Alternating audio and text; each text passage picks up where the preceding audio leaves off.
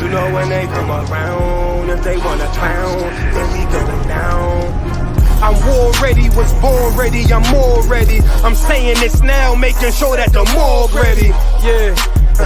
We got some drop-offs, battle formation, I'm waiting for you to pop off. Right after you make your first move, get your rocks off. Next thing you'll head to the dirt, we are not soft. I took a loss, but nah, I ain't panicking. I be making moves, you staying still like a mannequin. Think you got the force, but shit, I'm feeling like Anakin. Hit the chick with the lightsaber, might save her. Doing moves tight major with light paper. And H-Town on them blades like an ice skater.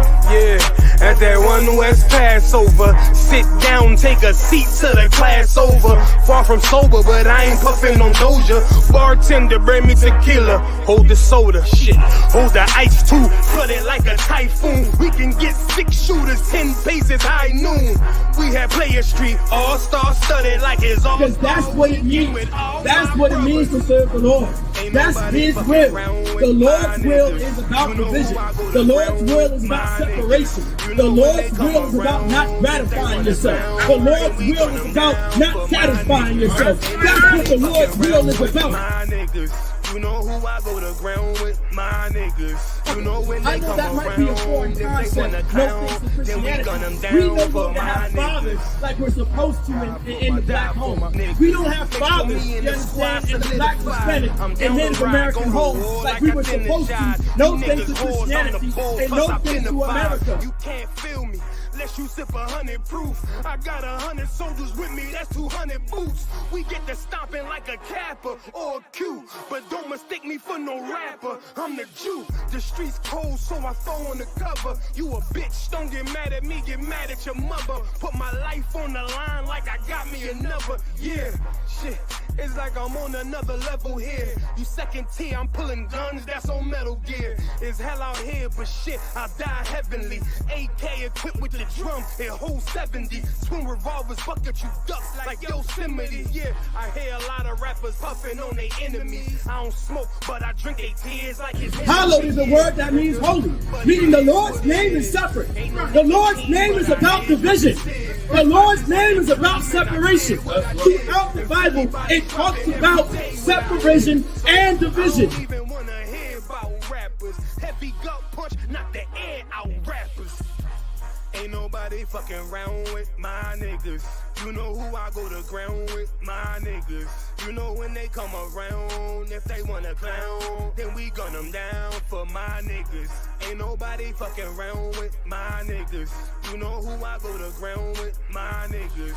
You know when they come around, if they wanna clown, then we gun them down for my niggas. It's supposed to be thy will be done. The Lord's will is supposed to be done. Not your will, not grandma's will, not mommy's will, not Uncle Bobby's will, not the Democratic Party's will, not the Republican Party's will, not the Independent Party's will. It said what? Thy will be done. Thy will be done. The Lord's will is supposed to be done.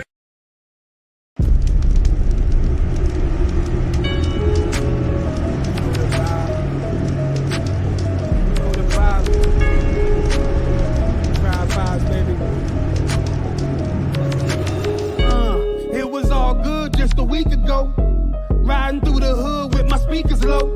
I wish a nigga would try my peoples though. We out back staking houses when the beef will go. Oh, tiptoeing in my Jordans. White or brown, look up, pick up poison. They ain't patting down what? Okay, a God bring the fours in. Hip full of heat and it's scorching, scorching. We don't talk too much, you niggas overshare. Only time to function jumping when we over there. Yeah. It's that UPK soldier gear, REI ice with the fur like a polar bear. And my shorty, she a rider, pistol in her purse like to hide her. Monet in her power, only operate how I allow her. You just talk the game, Colin Coward. I'm fresher than the produce at Whole Foods. You ain't stepping how I'm stepping, that's my old shoes. Told you you ain't fucking with me and that's old news. We'll record you beat up on camera, not pro. It's the vibe. We the realest niggas at the tribe. Feel it, put your pistols in the sky. You know this the vibe. Playing like you got a lot of lives. Really, nigga, you don't wanna die. You know this the vibe. Nigga, we the realest at the tribe. Feel it, put your pistols in the sky. You know this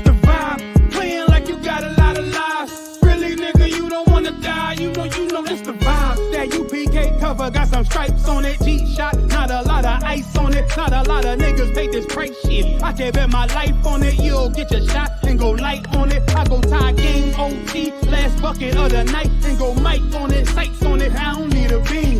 Make a nigga wake up like a fucking bad dream. You sent shots, I'm sick of her fucking vaccine, yeah, I mean. I ain't a killer, brody, I ain't had to be one. But get it twisted, I start to popping like I'm rerun. Living like a sucker, ain't no option where we from. I was told go and get a gun and keep one. Tribe vibes got me feeling like a wise guy with some mob ties. While you wearing purses, nails painted like some mob wives. I advise you to follow rules we abide by. You ain't got the app, get the side, it's the vibe. We the realest niggas at the tribe. Feel it, put your pistols in the sky.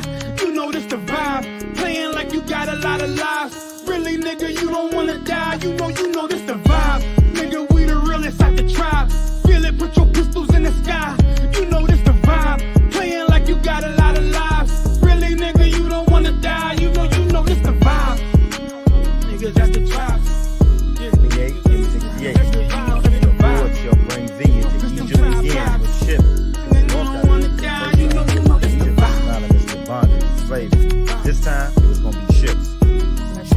By way whereof I spake unto thee, thou shalt see it no more again. And there it shall be sold unto your enemies for bondman and bondwoman, and no man shall buy you.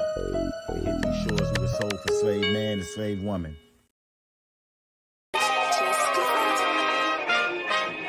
We still here. Still standing. UPK. We never left the building. Commanding General Yohana. You know. Whoa. Check it out. Woe into America. Seize everything and bring these crackers to their knees. I need everything and I do mean everything. I know they don't like us. Go ahead and try us. Don't make me call upon the Lord and put this earth on fire. I'm only getting better and I'm only getting higher. And you are getting weaker. That's why you cannot beat us. I know you do not like us. We don't like you neither. You went against the grain. You should be ashamed. You went against a king. Let's just call it treason. Can't wait for killing season. All that shit that you be preaching. Let me see if you believe it. They say they can't be touched. Well, I'm about to put my hands on them. No more missing nice guy. I gave that spirit up. Lord, give me strength so I can tear this city up. Babylon is falling, but it's just not fast enough. Angels with a nigga, so you niggas cannot touch. Ooh, this shit not adding up. Fucking raise it up. Listen to them devils while you let them gas you up. Yeah. Said I pray they understand. I said I pray they understand. This shit not adding up. Fucking raise it up. Listen to them devils while you let them gas you up. Said I pray they understand. Hey, I said I pray they understand. They want me to bite my tongue, they don't like criticism. Can't say oppressors the devil, YouTube restricted niggas. But they can post bitches twerking, police killing niggas. You can rap about catching bodies, the millions listen. Bitches rap about they box, and children listen. You say you black and gay, to them you still a nigga. You chasing Susie and Becky, they Emmett Tillin niggas. You got the ones that compromise, and you got field niggas. It's a real difference, it make me feel different. When I kick on my boots, tie up a meat tree, I know what we teaching at camp, nobody teaching. These devils telling lies without blinking. They ain't got the integrity, try to reach them. They say they conscious and they woke, but they sleepy. I ain't sparing nobody, I'm going in. It's a rap when I hop up on that podium. This shit not adding up, fucking raise it up.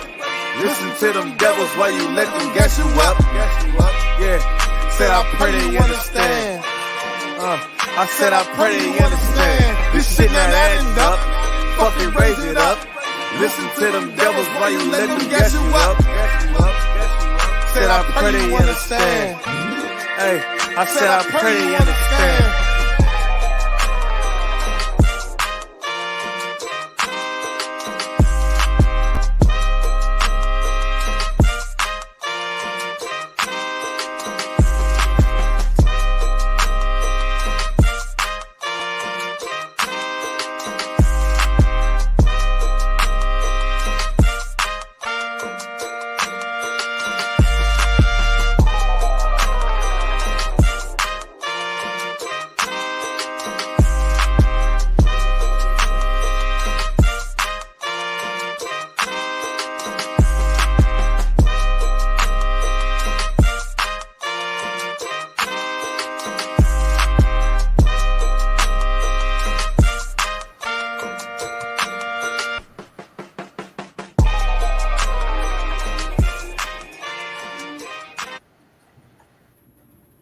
Shalom, shalom, Israel.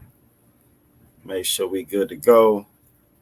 Look like we up. We live on Instagram. We live on Facebook. We even live on X.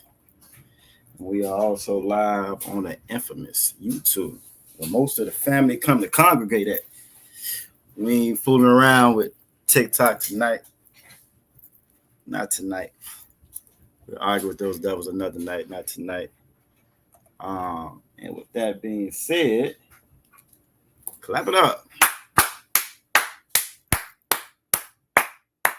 We are the Israelite School of Universal Practical Knowledge.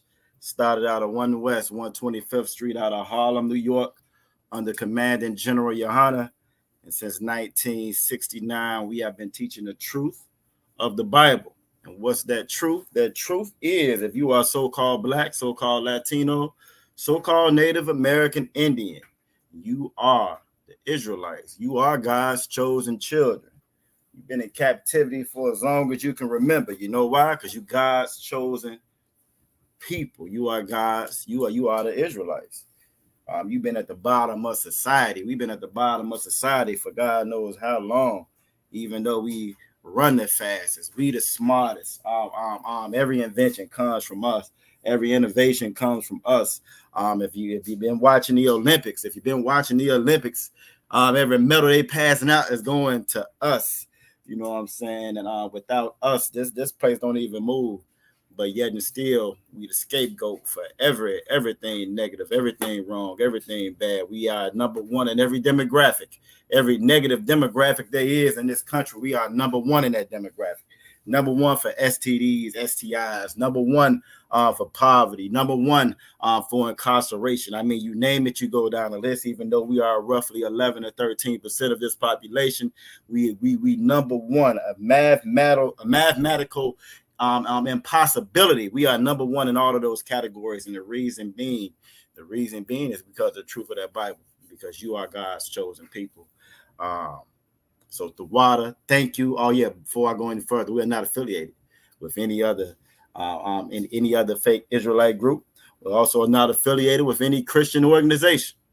If it's not the ISUPK, the Israelite School and Universal Practical Knowledge, it is not the truth. It's a lie in there somewhere. I guarantee you, they telling you a lie somewhere in there if it's not coming from the Israelite School and Universal Practical Knowledge. So the water for everybody joining us tonight. Do a little quick roll call to see who we all got in here with us. Let me see. Like we got somebody on what's that on Instagram? Who is this? All right. So on Instagram we got Savita K. Harat.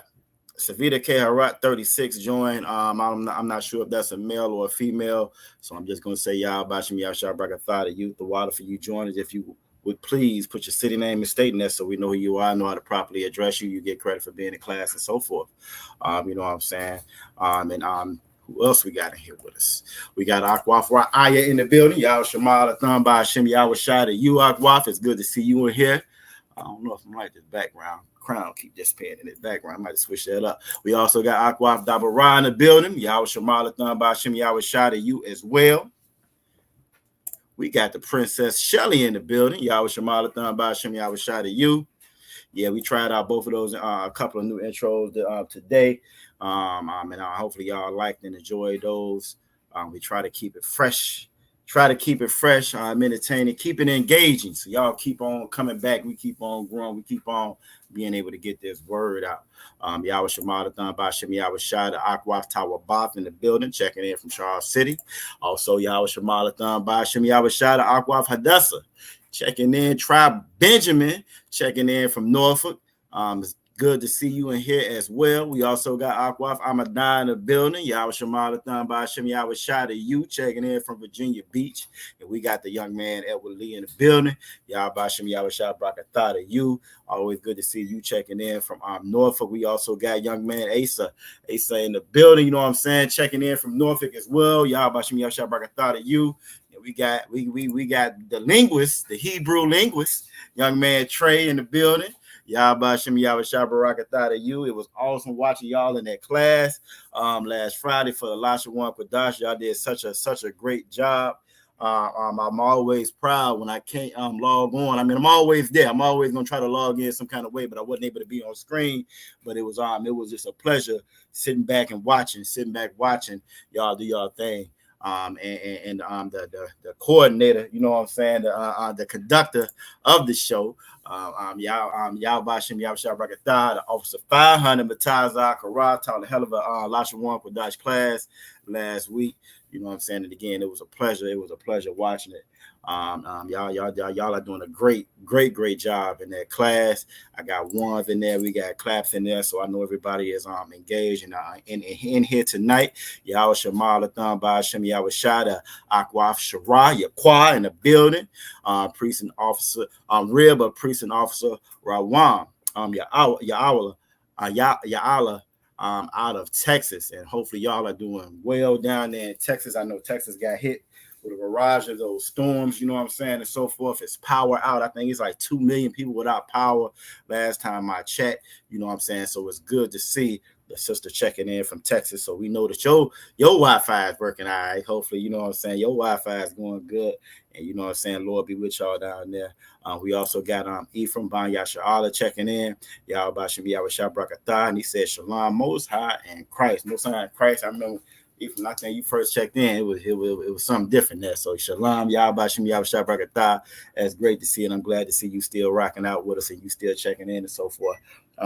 Tonight's brotherhood class. Most High in Christ. Aqua Shariah Kwa said they to Wab down there. So that Most High in Christ for that.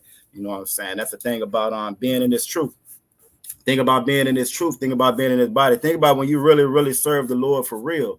When you serve the Lord for real, you can count on what this Bible says for real. When you serve the Lord for real, the Bible says if you serve the Lord, you know what I'm saying, that the Most High will bless you. The Most High will put a hedge of protection around you. But unfortunately, you see a lot of our people without that protection, falling left and right. And reason being, they don't serve the Most High. You know what I'm saying? So when the sister checked in and she said that she's Tawab down there, I'm Most High in Christ for that, you know what I mean? Barakatah Yahweh, you know what I mean? And that comes with, that's one of the benefits, one of those fringe benefits of serving the Most High. You can rely on that word, you know what I'm saying? You can rely on that word, you can rely on those promises. Now, even if you don't serve the Most High, those promises still are true. Even if you don't serve the Most High, those promises are still going to reign true. They're still going to come to pass. And the Most High said the wages of sin are death. The wages of sin is death. Those wages, what you earning while you out there getting high, what you earning while you out there throwing your sisters away, what you earning while you out there having a hot girl summer, going from man to man, what you are earning when you disobey the law, statutes, and commandments of the Most High. You just writing that up. You writing that check, and on the bottom of that check, it says death. It says wages and what you're going to get paid for. It say death on the bottom of that. You feel me? That kind of goes right in line of what the title of the class it is. Stop choosing death. We keep on choosing death over life, and the Most High told us. You know what I'm saying? I lay before you good and evil. You know what I'm saying? Life and good. You know what I'm saying? Death and evil. And yet and still we continue to choose, make the wrong choice over and over and over again. You know, I don't know if y'all know, but in the world they say the definition of insanity. The definition of insanity is making the same decision over and over again, expecting a different outcome. Well, we keep on making the same decision over and over again, and we expect a different outcome. You feel me? But the thing about it is it's going to be exactly what the Lord said it was going to be. So the water for everybody joining us tonight. If you have any questions, comments, or concerns, by all means, you throw those in the chat. We are not your Christian church. If you got any questions, comments, or concerns, you throw those in the chat. This is where you come to learn. That word church in the Hebrew is Bayah Saparium, which means house of books or school. This is where you come to learn about the Most High. There's no way possible, no way on this earth that you can please the Most High if you don't know what He requires of you. And that goes for any of us. You know, that goes for any of us, any relationship that you are in. You know what I mean? There's going to be certain rules and guidelines that, you know what I'm saying, that govern that relationship, that agreement, and so forth. And it's the same thing when it comes to the Most High. And if you don't know what those guidelines are, if you don't know what those laws, statutes, and commandments are, It's impossible for you to please the Most High. It's impossible for you to love the Most High. It's impossible for us to love one another. You know what I'm saying? But this is what we come to learn it at in this brotherhood class. Yahweh Shema Thon by Shem Yahweh Shah Aqua for 9 in the building. We're gonna go ahead and jump right in it. We're gonna jump right in it. Brotherhood. Brotherhood. One of the things that we lack so much. We have such a lack of when it comes to our people, when it comes to our nation, when it comes to our communities, when it comes to our family. That word nation in the Bible, we break that down. That's nationality, that's race, that's family. We are all one big family. All those words means the same thing. You know what I'm saying? So what is synonymous with brotherhood? What else does brotherhood mean? What's synonymous with brotherhood? You know what I'm saying? If you know where I'm going, go ahead, throw it all the way up in there. If you don't, you know what I'm saying? I'm pleased by all means chime in. There's no wrong answers per se. You will get correction. You know what I mean? That's what we in here for. But there's no wrong answers because as long as you participate, as long as you're on that path, on that journey to learn what the Most High requires of us, then you're on the right path. You feel me? You're on the right path then. Problem is, we done grew up in these churches. We done grew up in these mosques. We done grew up in these different religions, this society and so forth. And so we don't ask no questions. We just take what's given to us and we run with it. And the Bible isn't like the Bible. The Most High told us not to be like that. You feel me? He gave us these answers for a reason. He gave us this word, left this word for us for a reason, so that we could learn. The Bible says that the old quote unquote old passages is for our learning.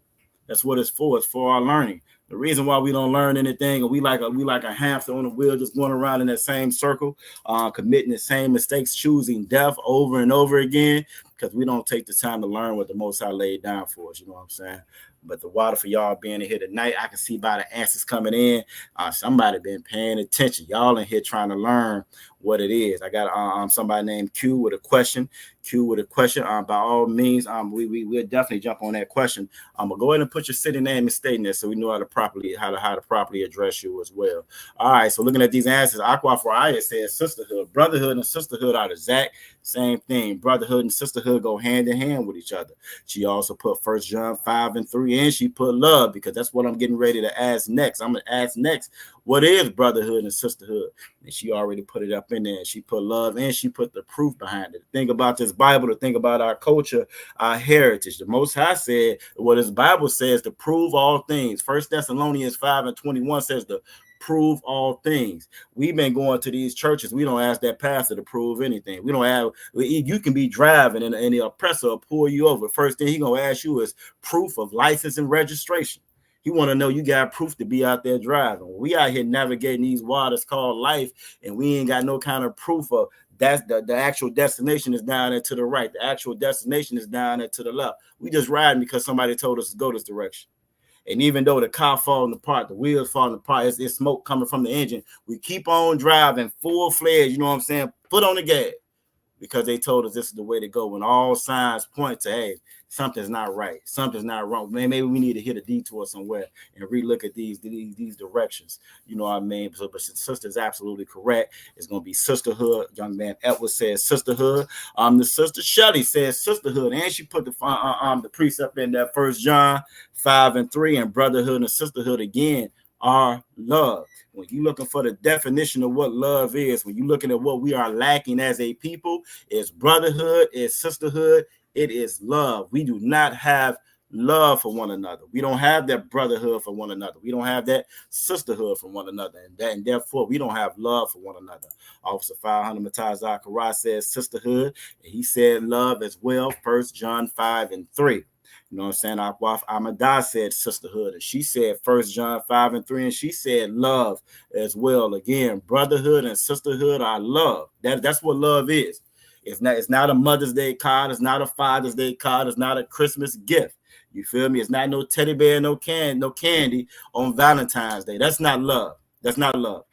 That's the opposite of love. That's what this oppressor has taught us love was. And because we've replaced real love, what the oppressor told us what love was, this is why we're so deficient in our brotherhood. This is why we're so deficient and handicapped when it comes to our sisterhood. This is why we have absolutely no love for one another, because we've taken what this oppressor told us what love was, and we ran with it when it's not the truth. The Bible tells us what love is. You know what I'm saying? Q said, do you have assurance of salvation? Well, first off, in order for you to get assurance of salvation, you got to know who salvation is for. So and it's actually going to tie right into what we're getting ready to go into it with brotherhood, sisterhood, and love. So I'm going to answer your question, and we're going to attack brotherhood and sisterhood and love all at the same time. You know what I'm saying? So just be patient with me, Q. We're going to jump right on that. Now, Ephraim said family. Well, yes and no. Brotherhood and your sisterhood does comprise of your family. But it's going to be a little bit more specific than that. Because even when we're talking about that word family, right? When we're talking about that word family, I can call you my family, but that doesn't necessarily mean you my family, right? I can say, what's up, fam? You know what I'm saying? That can be a general term, but it doesn't necessarily mean you're my family. So we always got to be very specific when we reading this Bible. When we're talking about that brotherhood and that sisterhood, and yes, that family that Ephraim Ban Yashar is talking about, that goes to the bloodline. That's going to be all so-called blacks, Latinos, and Native Indians. You know what I'm saying? So yeah, brotherhood, sisterhood is family, but brotherhood is sisterhood. And both of those combined, that's going to be love. That brotherhood that we show to one another, that's going to be love. That sisterhood that we show to one another, that's going to be love. So it's deeper than just being just the brother, just the sister. It's actually it's an action behind that. You know what I'm saying? And I just want to make sure I specify that. Akwaf Tawabaf says sisterhood. She says love. She says 1 John 5:3. She's absolutely correct. Brotherhood is sisterhood, and brotherhood and sisterhood are love. And we're going to get the definition of what love is. Right after this, Aquafana says sisterhood. My rib checked in. She says sisterhood as well. She said brotherhood and sisterhood is love. And that's going to be 1 John 5:3. But let's get it. Let's get it so we can address some of these questions. So again, family isn't necessarily wrong, but it's going to be more so how the family conducts itself with each other. So as brothers and sisters, yeah, we family. We family as brothers and sisters. And that's going to be all so-called blacks, all so-called Native American Indians, all so-called Latinos. Big problem with us is we learned to be tribal from these other nations. These other nations have taught us to be tribal amongst one another. So we don't look at each other as like brothers and sisters. Shit, truth be told, even the other black people don't look at other black people as family. If we don't share the same slave master last name. Think about that. If I ain't come up on the same plantation that your family members came up on, if I'm not a Johnson and you a Jackson, we don't even see each other as family no more. Family ties is breaking all because of what the slave master told us our last name was. You know what I'm saying? Because of that receipt, that property tag that he stuck on us. Because that property tag is different, we don't see each other as brothers and sisters more. And don't let it be, you know what I'm saying, that brother Puerto Rican, or that brother, you know what I'm saying, Haitian, or if that brother Jamaican, or if that brother Venezuelan, or that brother, you know what I'm saying, coming from Cuba. Oh, we ain't nowhere in the world we can be brothers. We can't be brothers. But when you really read what this Bible is saying, when it's talking about race, a nation, that's nationality, that's a race, and that's that family. But that family, within that family, just like within any family, it's a certain set of rules that goes with that family. It's a certain set of rules that governs that family. And when those rules go up without rules in any kind of organization, it's chaos. Well, we got chaos amongst one another. We got chaos. We got confusion amongst one another where we don't know who our brothers and sisters are. We got chaos amongst one another where we don't know how to treat our brothers and sisters, how to treat one another. You know what I'm saying? So Most High Christ Trey checked in as well. And he also said sisterhood, 1 John 5:3. And he also said love. But let's go ahead and get it. Now, everybody put 1 John 5:3, and you are absolutely correct. But because we started out talking about family, let's go ahead and get it. We're going to start at 1 John 5:2. We're going to start at 1 John 5 and chapter 2. And then we're going to jump right into 3. You know what I'm saying? And we're going to go right from there. And then at the same time, we're going to answer, I think that's a brother. We're going to answer the brother's Q's question when he asked about salvation. You know what I'm saying? Because the thing about that salvation that he's talking about, I'm going to go ahead and pull a scripture for you to address salvation. And we're going to tie it right in here as well. Because you asked if salvation, do you have assurance of salvation? You asked, do you have assurance of salvation? And the short answer to that is yes, you do. It's assured for a certain set of people. It's assured for the family. It's assured for those same brothers and those same sisters. But the thing about that salvation, right? The thing about that salvation, if you don't know who you are, how you know to go get it? I can write a check for you right now for $2 million. Got the money in the bank for it, it's waiting on you. But if it's got a name on it, if that name says Israel, but you think that you an African American. If that name says Israel, and you think that you Puerto Rican, right? If that name says Israel, and you think that you Cuban, you think you everything else except for what the Lord called you, you will never come pick the check up because you don't even think it's for you. You never come pick it up. You never come pick it up. You don't even know it's there waiting for you. So salvation is assured to the children of Israel.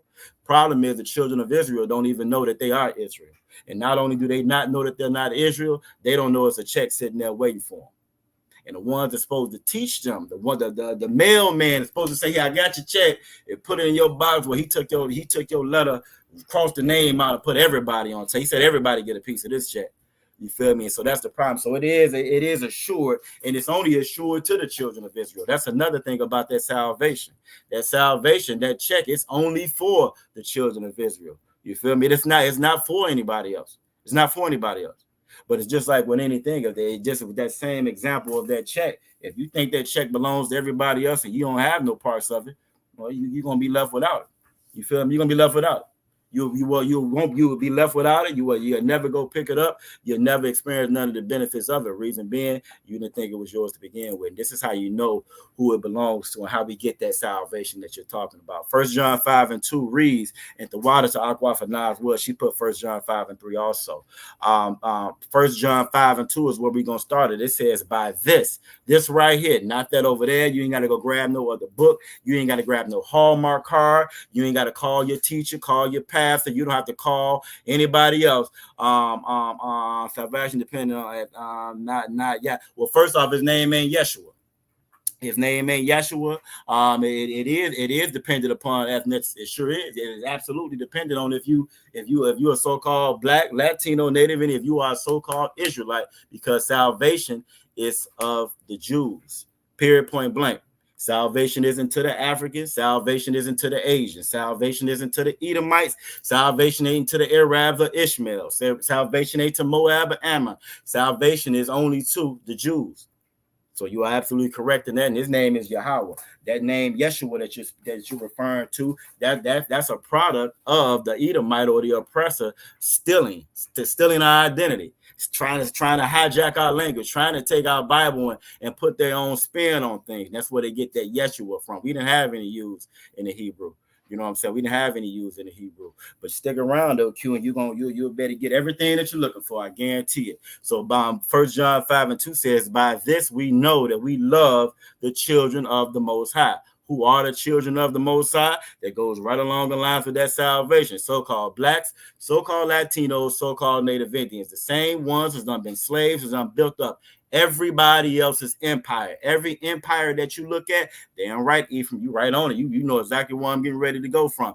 You know what I'm saying? But every empire that's been built up, every empire, and also Mataz Zachariah, y'all knew exactly where I was getting ready to go. You know what I'm saying? Salvation is of the Jews. You already, but every empire that's done been built up has done been built up with slave labor. And the slaves that built those empires up were so-called Black, Latinos, and Native Indians. Everyone, Babylonian, the Syrian, the Persian, the Mede, and the Roman Empire, aka American Empire that we in now. All those empires were built up by the children of God. They were built up by the slaves.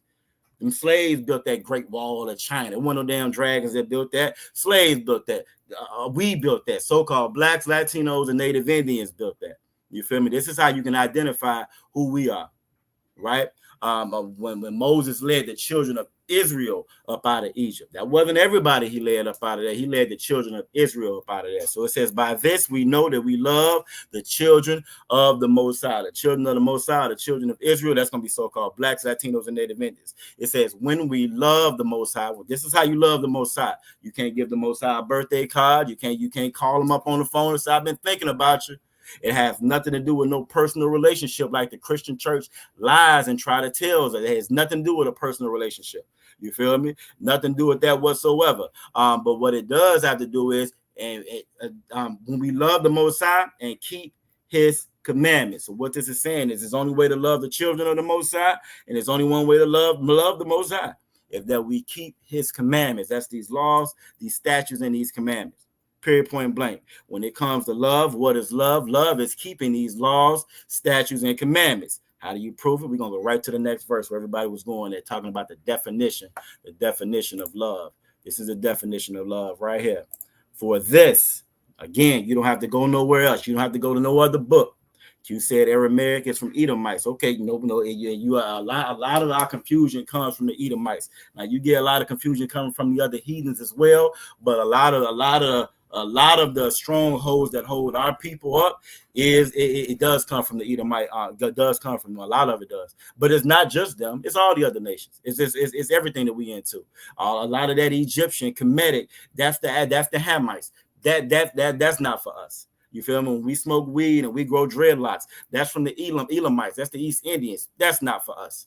And when you talk about, you know what I'm saying, Islam and Roman Catholicism, yeah, that's the Edomites. And that's not for us as well. That's not for us as well. You know what I'm saying? All right, but 1 John 5:3, for this right here is the love of the Most High, that we keep his commandments, period, point blank. You can't get to his love no other way, and we can't love one another trying to do it any other way. We can try to ascribe to what the Edomites say and love everybody, right? We can try to do what Christianity says and hold hands and try to love everybody, and what happens is we fall at the bottom every time. We done been at the forefront of every invention. It was sisters, it was sisters, right, that sent the America into space and sent them to the moon. But yet and still, sisters, their nation of people are at the bottom, even though, again, mathematically, that should be impossible. That should be impossible mathematically. You look at any sports genre there is, all you see is us. All you see is Israel running up and down the court. Israel throwing the doggone ball. Israel making a touchdown. Israel making a winning play. Israel breaking this world record, that world record. And yet and still, we are at the bottom of every negative category there is. Why? Because we try to do what the Christians say and love everybody.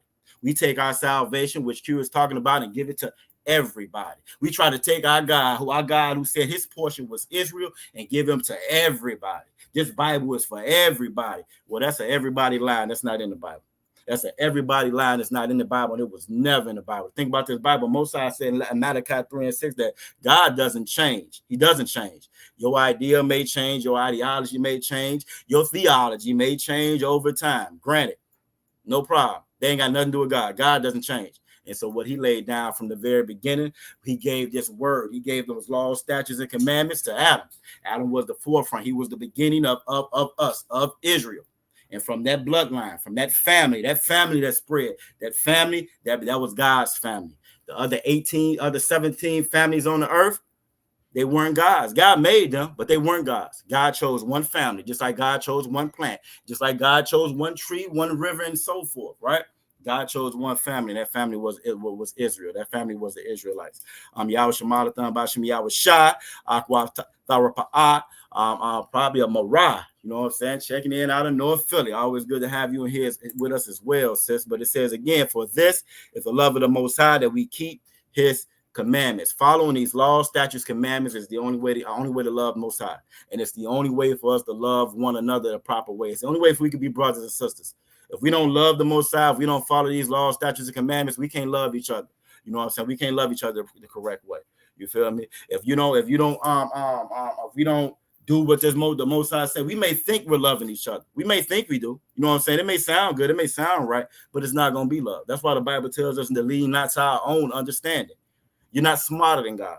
You're not smarter than God. You're not more wiser than God. You're not more evolved than what God was. God doesn't need evolution. God is going to be God from the very beginning to the very end. The scripture said if he wasn't, then our people, Israel, we would be devoured. The sons of Jacob would be gone. We would be devoured at this point by now if God didn't remain constant with what he said in the very beginning. Why? Because we follow any and everything else is out there. We don't follow these laws, statutes, and commandments. We don't follow them. You know what I'm saying? And it says his commandments are not grievous. So before I go any further, before I ask what some of these commandments are, I see we had a couple more comments from Q. His latest one was, you don't treat Hamite, Hittite, or Sojourners as native. You're breaking the commandment. They aren't native to us. Hamites aren't native to us. Hittites aren't native to us. It's both of those are African nations. And Africans don't have nothing to do with us whatsoever. Nothing to do whatsoever. When Moses led the children of Israel out of Egypt, he didn't take the Africans with him. He didn't say, some of y'all that don't follow Pharaoh, some of y'all Hamites, some of y'all Hittites, y'all come with us too. It never worked like that. Never work like that. So you are incorrect when you say that, Q. You know what I'm saying? You're incorrect when you say that. Matter of fact, when you say what you just said, you know what I mean? And when you teach other men, when you teach Israel to do what you're saying right there, Q, you teaching them to hate each other. You teaching us to hate each other, Q. You guaranteeing that that the death toll for us is gonna keep on rising because the wages of sin are death. You telling us to sin right now, Q, because you telling us to go against what the Most High say, what this Bible says, and go with what you said.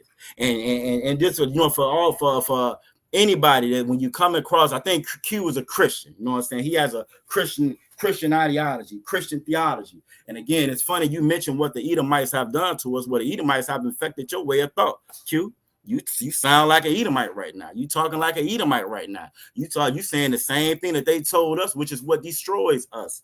You feel me? Same thing that destroys us is what you're telling us to do right now. You feel me? Then you put 1 Timothy 1-3-4, and then you put ESV. That ain't the King James Version. So right there, you're already wrong. We don't ascribe to any other version except for the King James Version. A lot of these other versions, and this is for the rest of the class, when you look at these other versions of the Bible, what they are is some Edomite, some oppressor that's sitting there reading this Bible, right? They're going to take what it says, then they're going to tell you what they think it says. They're going to give you the interpretation of what they think it says. Not because the Most High is talking to them, not because the Most High told them to do it, but because they want to do it. They want to make it sound better for you. They want to evolve it. They want to put it in the terms of today. But like I just got through saying before, the Most High don't change. The Most High don't change, and he don't need no help from none of us. He damn sure don't need no help from nobody trying to rewrite his words to make them fit what they got going on today. The Bible said it. God made male and female two genders. I can pull up right now on Google online and find 100 and something different genders. You feel me? I can find 100 and something different genders. But the Bible said it's going to be 2. Most High said it was 2. So the version that you even pull right there, again, you don't understand that version, or otherwise you wouldn't even never pull that version. Now, I'm going to ask you though, Q, what's your ethnicity? You feel me? You got busy fingers. You got busy fingers. You say we're endless genealogies. And to think about endless genealogies and think about endless genealogies, us are one of the products of the curses of us being, you know what I'm saying, put in captivity. We can't, unlike them Hamites and them Hittites that you shooting for right now, they know where they come from. They know exactly where their genealogy goes back to. They can tell you where they come from. Chinaman can tell you where he come from. These Europeans, these Irishmen, they can tell you exactly where they come from. But because of the captivity, we can only go back but so damn far. What grandma said and grandpa said, and it stops there. Why? Because we are a product of captivity. How you know this ain't for everybody else? The rest of the other nations, they can go back in endless genealogies because they know exactly where their genealogies start and end at. We don't. I won't say you don't, because again, you sound like an Edomite right now. So you want to tell me exactly who you are. You know what I mean? But let's get 1 John.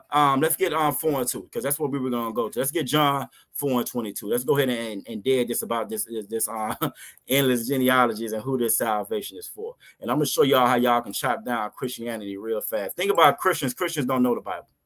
Christians know what fits them. Christians have taken this Bible, they've twisted this word, just like that ESV version that Q pulled. They've twisted this word to fit their own narrative, right? Christians hate God. All Christians hate God. Big Mama with the big hat to be there every Sunday, Wednesday, and Tuesday. And she there for Bible study. She there for choir rehearsal. She hates God. You know how I know she hates God? Because she refuses to do what God says do. She refuses to do what God say do. On the motherboard, digging this board the whole night. She hates God. Just like Q. Q hates God. Because if Q didn't hate God, if he didn't hate God, he would follow those laws, statutes, and commandments like we talked about. But Q hates God. Let me show you how I know he hates it. Let me show you. Q wants to give the salvation of the children of Israel to everybody, to the Hamites and to the Hittites, right? I may pull a scripture off there if it don't take us too far off time, because I want to make sure we jump on what we got wrote down for the day. But we're going to go right here to John chapter 4 and verse 22. It says, ye worship, ye know not what. Q, you worship, ye know not what. That's old English of saying, you don't know what the hell you talking about, Q. That's what that's breaking down. That's what they're saying right there. You don't know what the hell you're talking about, Q. Then it says, we know what we worship. So Aqua Fraya, Aqua Tawaba, Aqua Fana, also Mataza Kara, and Yahaba Shim Yahba Shabragatala, also 50 call Sapa. See, they know what they worship. Young man Edward, he knows what he worship. You know what I'm saying? Aqua Tharapa, she knows what she worship. She knows exactly what she worship. You know what I'm saying? Reason being, they worship the Most High. They worship the Most High. They follow these laws, statutes, and commandments. They don't go back with an eraser, trying to erase it and change and make it sound sound better to how they feel. They don't do that. They follow the Most High. You feel me? They know what they worship, right? But it said, then Christ told them, notice that these words are in red. This is when Christ is talking to that woman at the well, right? And she was just as lost and confused as you are, right? She was just as lost and confused as you were. You feel me? It said, ye worship, ye know not what. You don't know what you worship, too. You know what you worship. You don't realize that you worship Caesar Borgia, right? You worship a sodomite. You worship a sodomite, you know what I'm saying? An Edomite, his father, you know what I'm saying? Roman Catholicism got billions of bodies, right? That's what you worship, Q.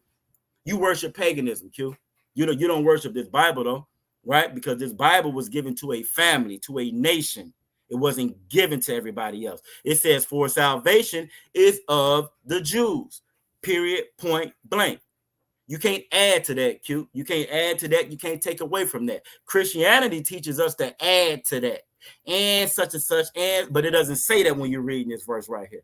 It says salvation is of the Jews. Christ came to save his people. His people meaning his family. His people meaning other Israelites, so-called blacks, Latinos, and Native Indians. We say so-called because these are the names that have been given to us over time due to the captivity, depending on who was master at the time.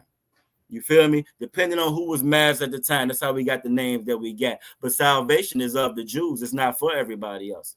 It was never for everybody else. The Most High never, ever in his word, not one time said it was for anybody else outside of the children of Israel. Officer Matai Zachariah also put, what else? Officer Matai Zachariah also put Matthew 15:24. Let's get it. Let's get it to, everybody love Christ.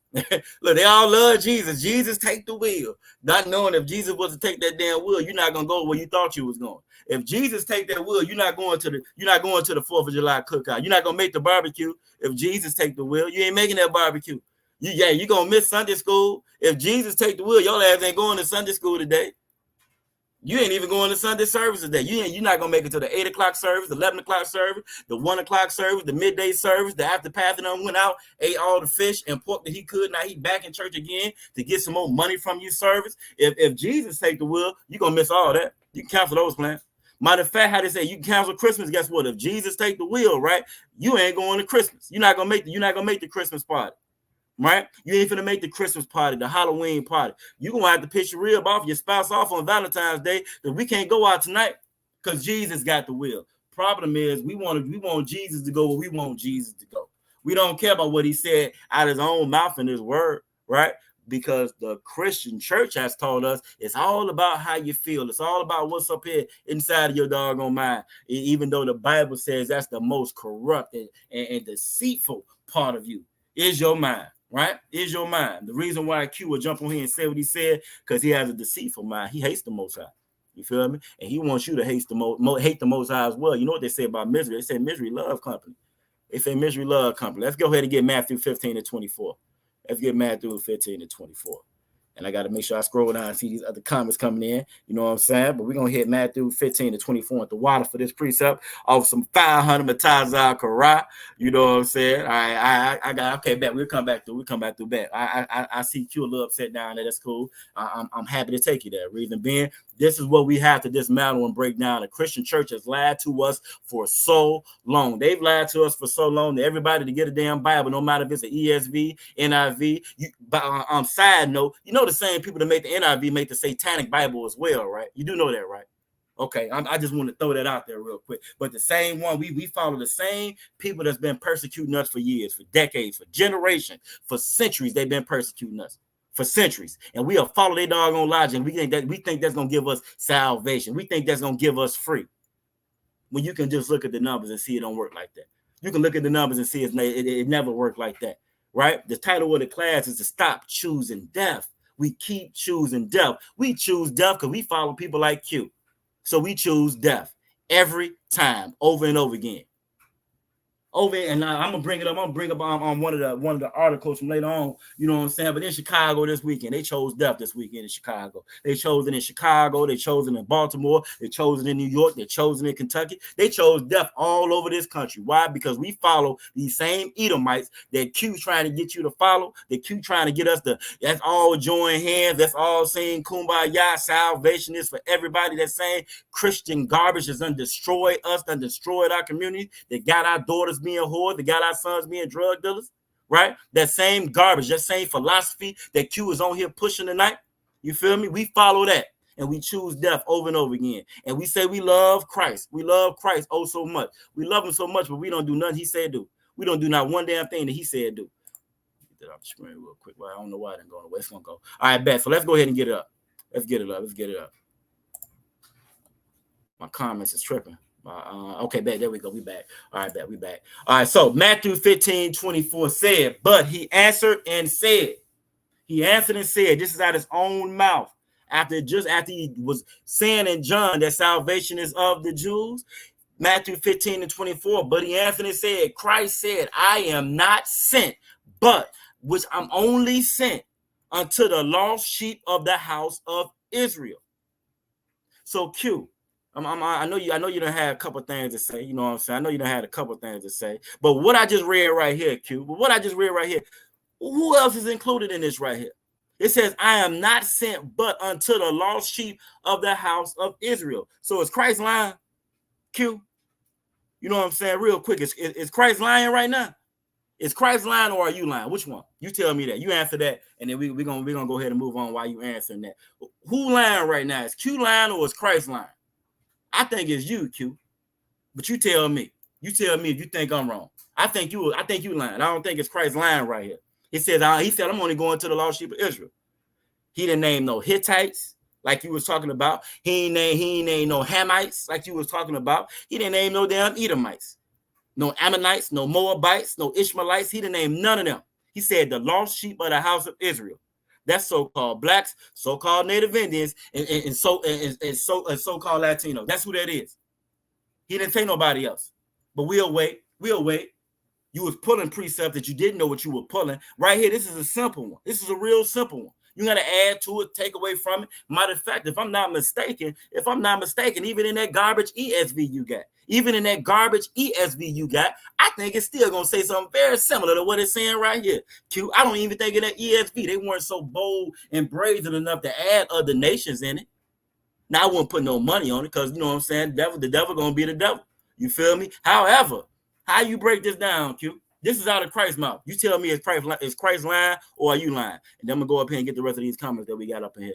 You know what I'm saying? Also, Matthew Zachariah said there are also laws in the Bible that requires to treat non-Israelites this. Exactly. You got specific laws in the Bible that's for Israelites and laws for non-Israelites. So what Christianity says, I mean, you throw all those other laws about non-Israelites, just throw those away.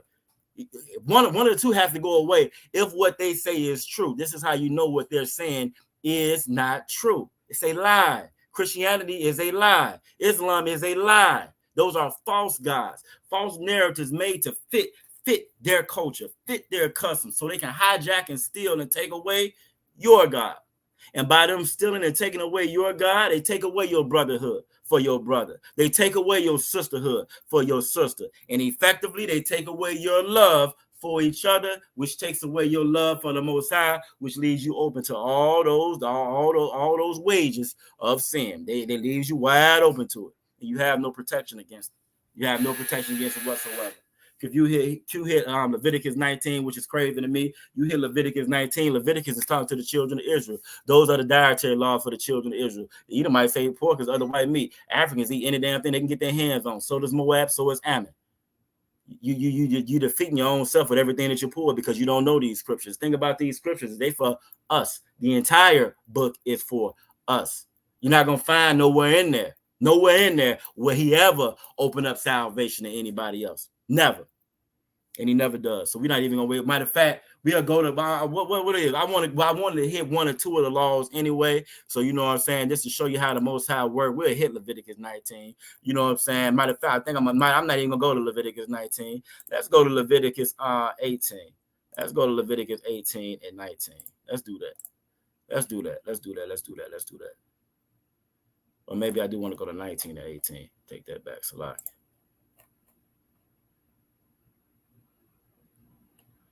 Perfect. We're gonna go to Leviticus 19, but we're gonna instead of us going down to 30, we're gonna start up here at 17. You feel me? Let's start at 17. Let's start at 17. You know what I'm saying? Leviticus 19 and 17 reads, "Thou shalt not hate," opposite of love, follow those laws, statutes, commandments, which is what we do. You was out there celebrating the 4th of July, or you hate your brother, you hate your sister. You don't love your brother and your sister. You celebrate the 4th of July. If you ate one damn hot dog off that grill for 4th of July, you hate your brother, you hate your sister, you hate God too. Simple as that. I bet Q has some hot dogs. I bet he has some hot dogs.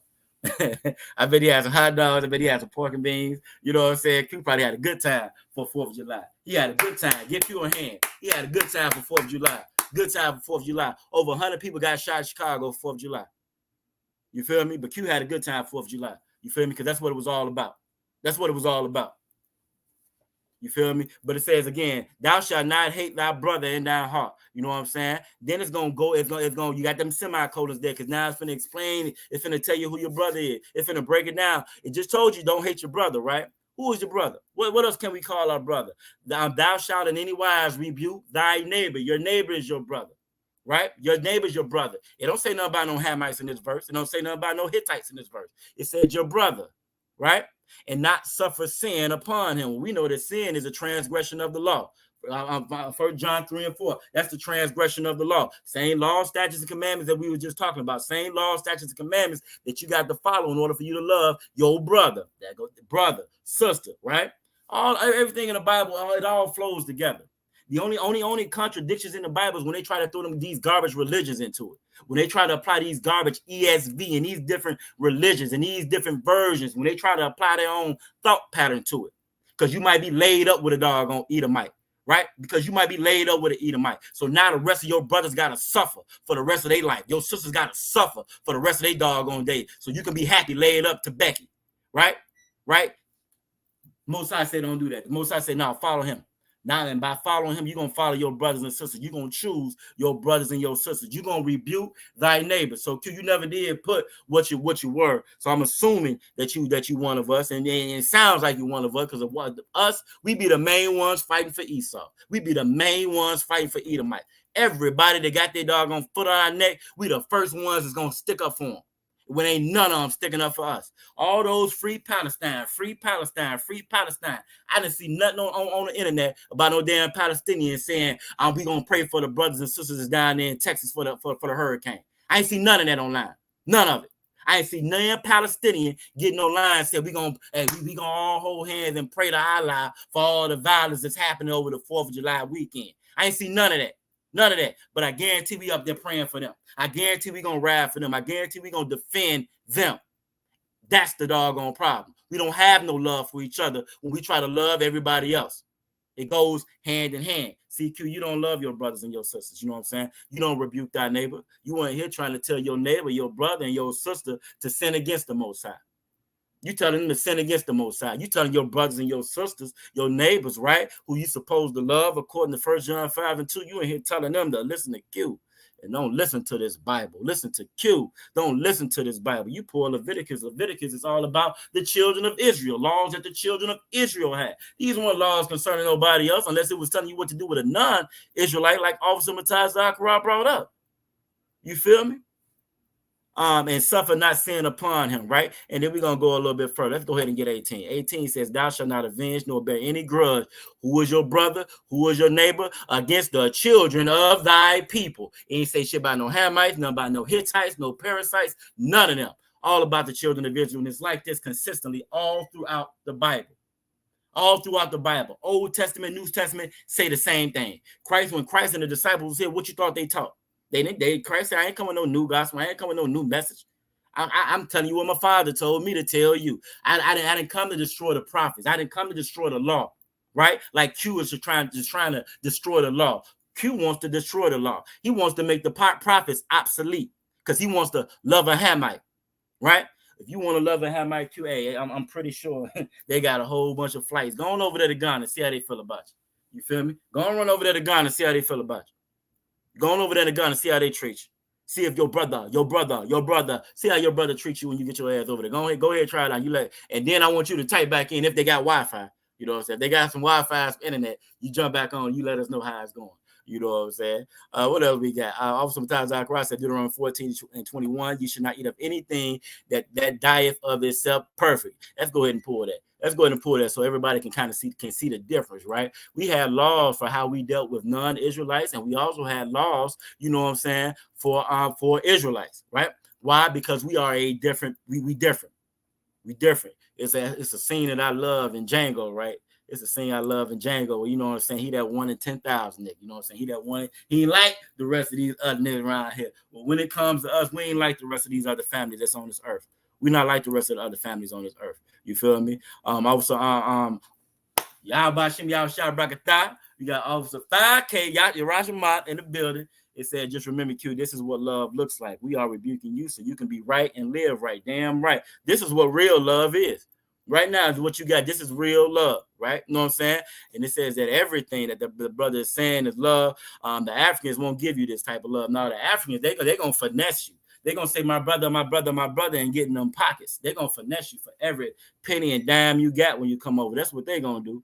You feel me? They're going to finesse you because they don't love you, because they can't love you. Why? Because all the other nations devour us. All the other nations take advantage of us. All the other nations eat and live off of us. When those Africans come over here, they don't deal with us. They come over, they set up shop just like the other nations. They don't deal with us. They make money off of us. They are in confederate with the same Edomites that you was talking about. They are in confederate together against us. So the water for that, obviously, Rasha Moth, you know what I'm saying? The water for that. What else we got? Aqua Hadassah said the Most High is detailed in his world. In his word, he's very detailed. So you are absolutely correct. There's really no way to get this wrong unless you're trying to get it wrong. And that's the crazy. That's one of the most deceptive things. I remember when that kind of stood out to me. You know what I'm saying? One of the first verses I heard that I hadn't heard before when I was in that Christian church was the fact that slavery is in the Bible. But I had always heard it wasn't in the Bible. I had always heard it was in the form of indentured servitude and any and everything else outside of that transatlantic slave trade when we came across on those slave ships. And then I read Deuteronomy, actually Salakia. Then I heard Captain Mashak, you know what I'm saying, out of DC. The Most High directed me, you know what I'm saying, down that path on YouTube. And I heard Captain Mashak burning the streets of DC up, going through Deuteronomy 28 and 68. And I had never heard that before. You know what I'm saying? I had never heard that before. But this Bible is very specific. The Most High gave us clear instructions. The reason why you don't understand those instructions is because you follow another God. You follow these other nations. You don't follow these laws, statutes, and commandments, and you don't love your brothers and your sisters. So the water for that Aqua, the water for that Officer Urash Mav, damn right, Aqua for Aya. You know what I'm saying? Shelly, you are absolutely correct. You know what I'm saying? He's not that smart. And it's not smart for us not to listen to the Most High. It's not smart for us not to follow these laws, statutes, and commandments. You know what I'm saying? And it's shown. We see it all the time. You can turn on the news right now, you're gonna see it. You feel me? You can get in your car and drive around and you're gonna see it. You see it everywhere you look. You see it everywhere you look. It ain't smart for us to keep following these other nations.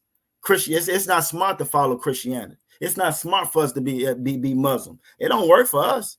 Oh, it works great for them. It don't work for us. It don't work for us. You know what I'm saying? So damn right with that. You know what I mean? What else we got? All right. So we're gonna go ahead and get this last one that Officer Matazah Kara brought up. You feel me? And then we're going to go from there. He said, oh, yeah, Deuteronomy 14 and 21. Let's go ahead and get that real quick.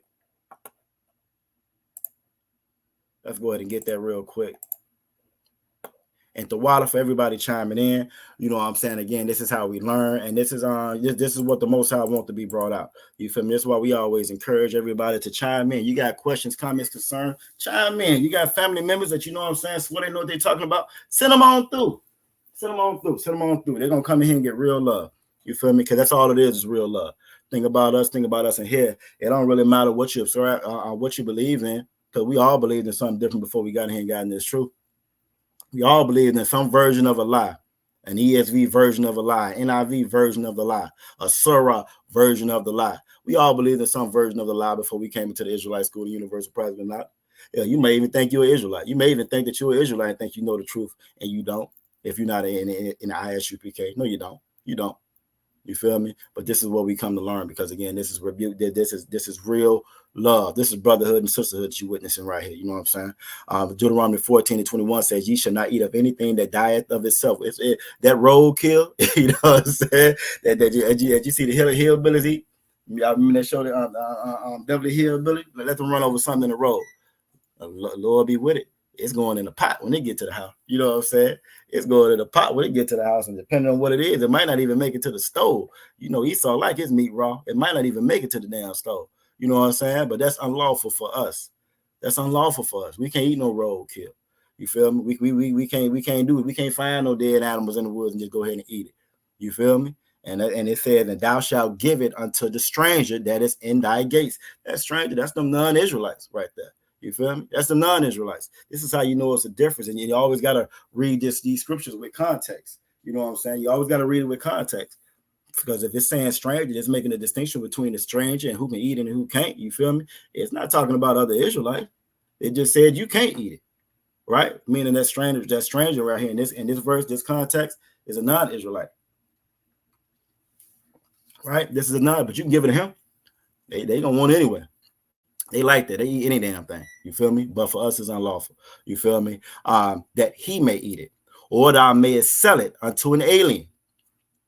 That alien, that stranger, those are non-Israelites. You know what I'm saying? For thou, us, right, are an holy people. And y'all typing in the chat, what does that word holy mean?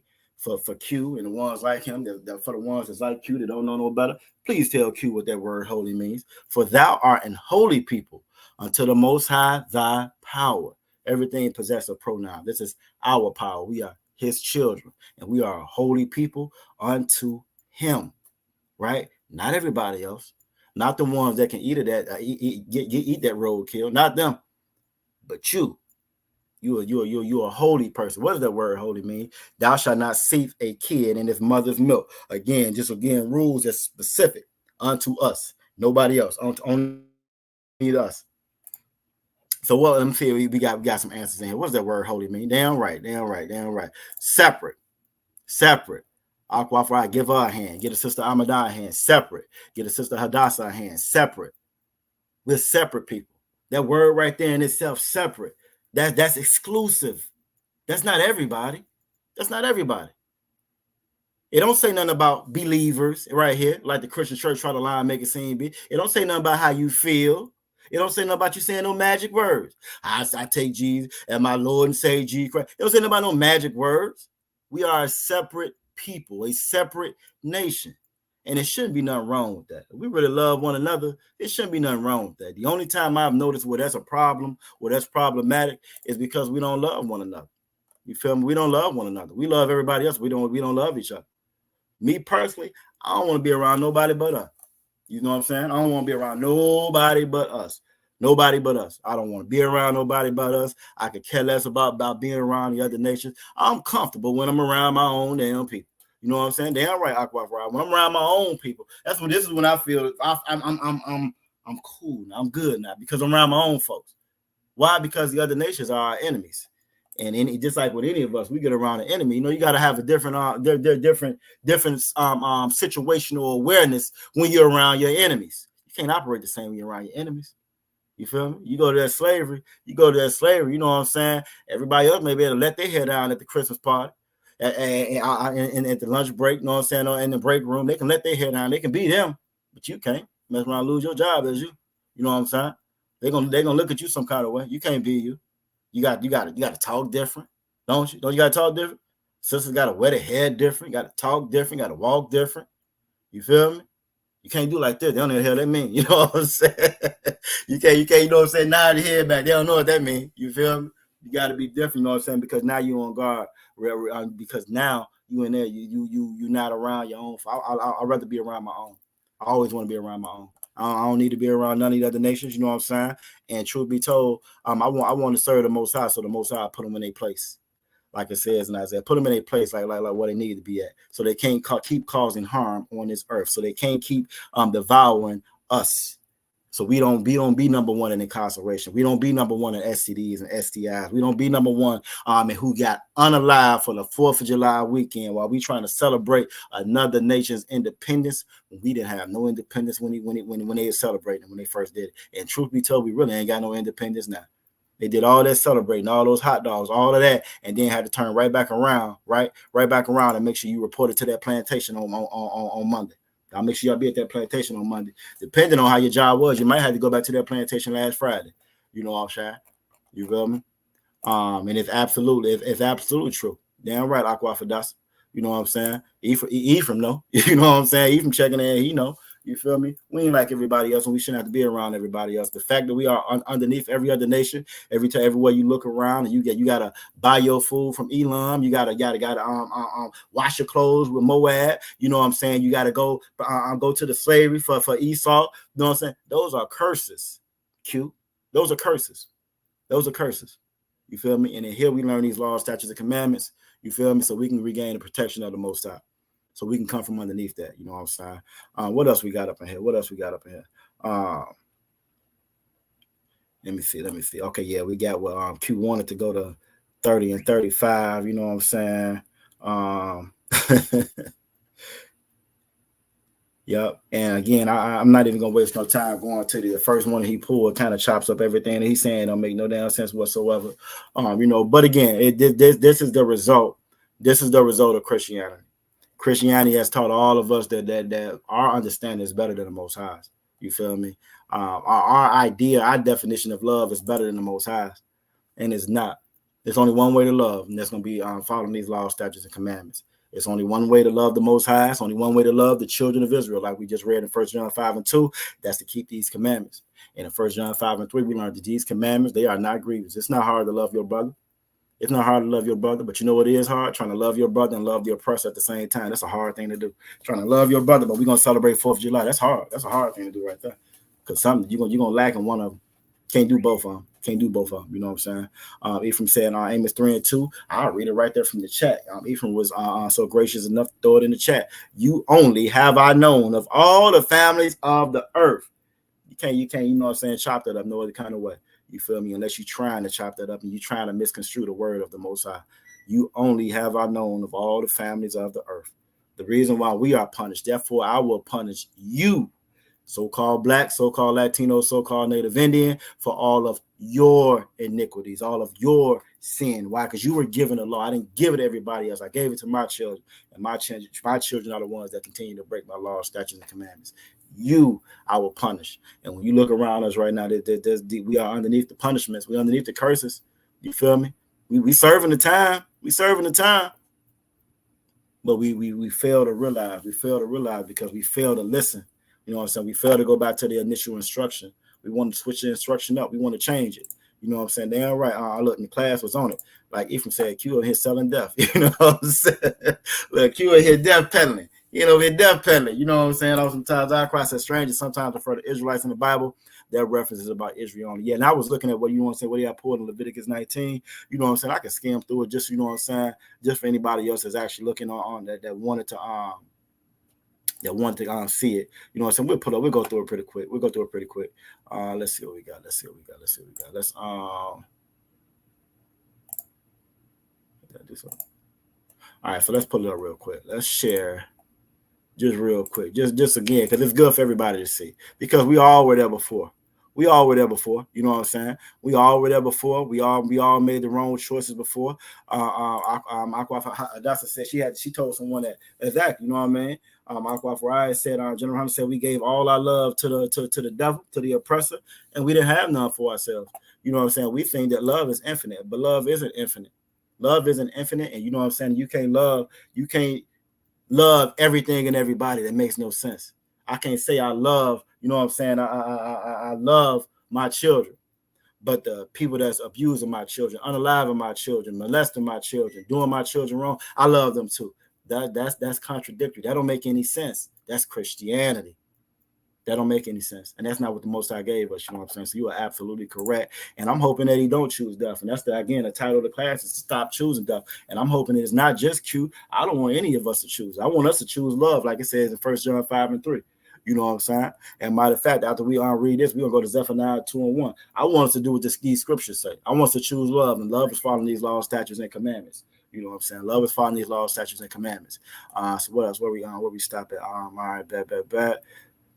All right, so let's go to we're looking at Leviticus chapter 19, verse 30. Verse 30, starting out, I said, "Ye shall keep my Sabbaths and reverence my sanctuary. I am the Most High." The church go to church on Sunday.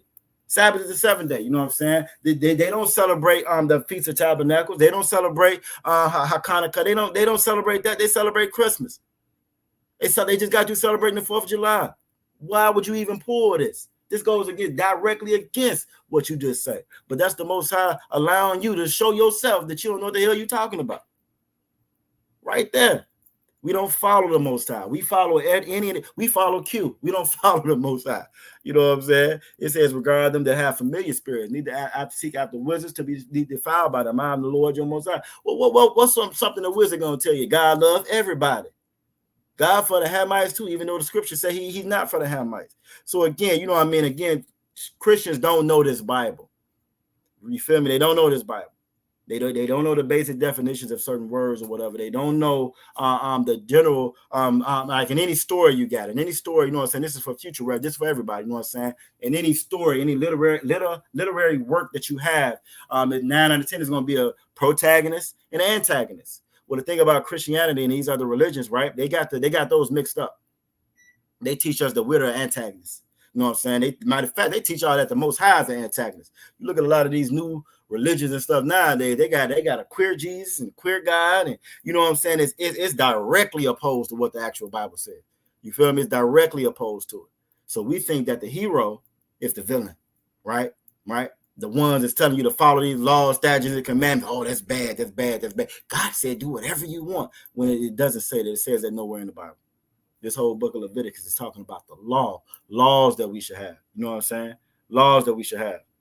You feel me? Verse 32 says, "Thou shalt rise up before the hoary head and honor the face of the old man, and fear thy power. I am the Most High."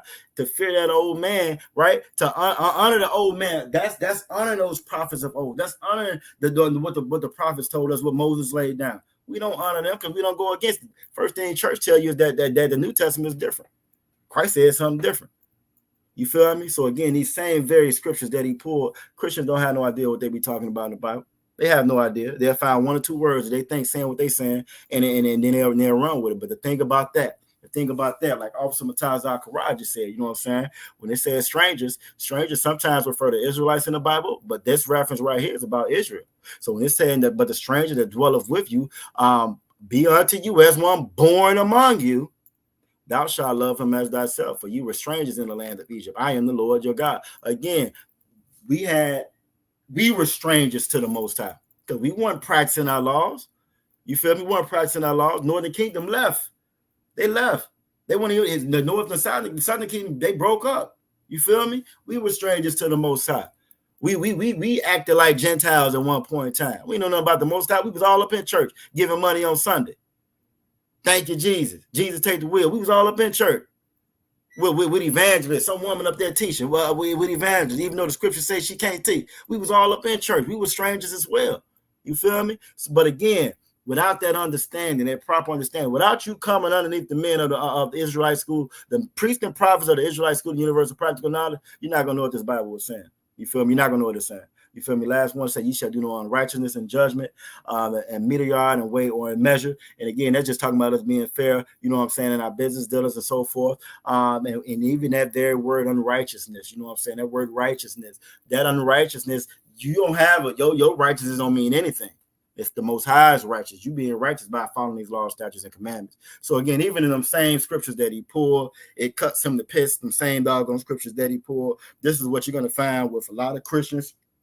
You know what I'm saying? This is what you're going to find with a lot of Christians. This is what you're going to find with everybody else that's not inside this Israelite School of Universal Practical Knowledge. And so with that, we're going to go ahead and move on. You know what I'm saying? We're going to go and move on. Hopefully, you know what I'm saying? Q here got kind of quiet on us. You know what I mean? You never did tell us who you were. But again, if you are one of us, stick around. No problem. Come with some more. You one of us, stick around. We done put enough time in that. Let's go ahead and jump on this lesson. The title of the class is "Don't Stop Choosing Death." We continue to choose death. We refuse to do what the Most High say do. You know what I'm saying? And like I said, we're gonna go to I want to go to Zephaniah 2:1. We're gonna break that one down, you know what I mean? But before I go to Zephaniah 2:1, a lot of people like Q, you know what I'm saying? Oh, they had hamburgers and hot dogs, you know what I'm saying? They had a good time for the 4th. They had a very, very, very good time for the 4th. You feel me? But let's look at some of the stuff that happened over the 4th. I want to show you some examples of us choosing death. You feel me? Because we do it over and over again with no consideration to our brothers and our sisters. You know what I'm saying? We throw that fist in the air and we say black power, black power, black power, but it's really no consideration to our brothers and our sisters. We don't care about our brothers and our sisters because we don't care about each other. Care nothing about each other. We care about the oppressor because you can't love two. Scripture says you can't love two masters. You know what I'm saying? Otherwise, you're going to love one and hate the other. You know what I'm saying? You can't love two masters. So if you see right there on the screen, you can see by the screen, it says Chicago Reels. Now, this is just one city. Y'all keep that in mind now. This happened all over the 4th of July weekend. This happens every year over the 4th of July weekend. This ain't nothing new. This always happens. The Most High keeps telling this happens at our birthday parties, at our Christmas parties. This happens every year. And again, with the 4th of July, us out here trying to celebrate the independence of the people that took our independence from us. It happens every time. But it says Chicago Reels from bloody July 4th weekend with 109 people shot. 109 people got shot. 19 unalive. You know what I'm saying? They going through that again. They crying, say what they always say. You know what I'm saying? This is sad. We got to do better, and so forth and so forth. But nobody ever talks about but it's a reoccurring thing. Now I'm from Chicago. It's Chicago just like any other city. Any other city. Matter of fact, not only just a city, but you can be in the country. You can be in the city. You can be in the country. It's going to be 5,273 churches, you know what I'm saying, within a 4-mile doggone vicinity. Now, I'm being facetious, of course, but it's a whole bunch of damn churches. It's a whole bunch of Christianity going on, right? All throughout the week. Oh, the pastors is rolling and riding real good. But yet and still, it says the youngest victim was 8 years old. You feel me? Youngest victim, 8 years old. And the reason why, again, these things continue to keep on happening. They continue to keep on happening because we continue to choose death, right? We continue to choose death. So we're going to look at what life and death actually is. You know what I'm saying? Now, I had a couple more stories, but I did go in on Q a little bit longer. So, you know what I'm saying? We're going to jump into these scriptures. Let's go to Zephaniah 2:1. Now, this is one that we've heard quite often. Everybody's familiar with Zephaniah 2:1, but I just want to break down a couple of things that's being said in Zephaniah 2:1, because again, even though we have heard it before, it's very important that we hear it and see it through the correct lens. It's very important that we hear it and see it, you know what I'm saying, and being broke down the way that the Most High wants that to be broken down. All of these words have a meaning. All these words have a meaning. They're specific, and then the Most High had them put there for a reason. You know what I'm saying? So it's very important that we see what those are. Otherwise, we fall victim to being just like Q or just like anybody else that'll read this Bible and think they know what it's saying, and they're not going to the men of the Lord for the proper understanding. You know what I'm saying?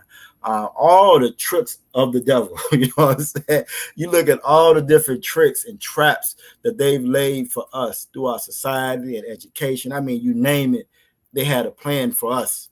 You feel me? They had a plan for us. You would think that we would have more sense to realize that the very religion that they gave us was another trap. Christianity is just another trap. Islam is just another trap. You feel me? It's just another trap. It's just another way. It's just another choice. It's another choice. It's another option for us to choose death. Right? Zephaniah 2:1 reads, "Gather yourselves together." Right? Yea. Like how I say it's so nice, you had to say it twice. Right? Gather yourself. It says, "Gather yourself together." Yea. Gather together. Had to say it twice. O nation not desired. Right? Old nation not desired. In the chat, y'all tell me who is it speaking to right here? Just in case we got some more Christians, they might be a little scared to put their city name and state in there in the chat. You feel me? They might not want to be known. You know what I'm saying? But in case we do, who is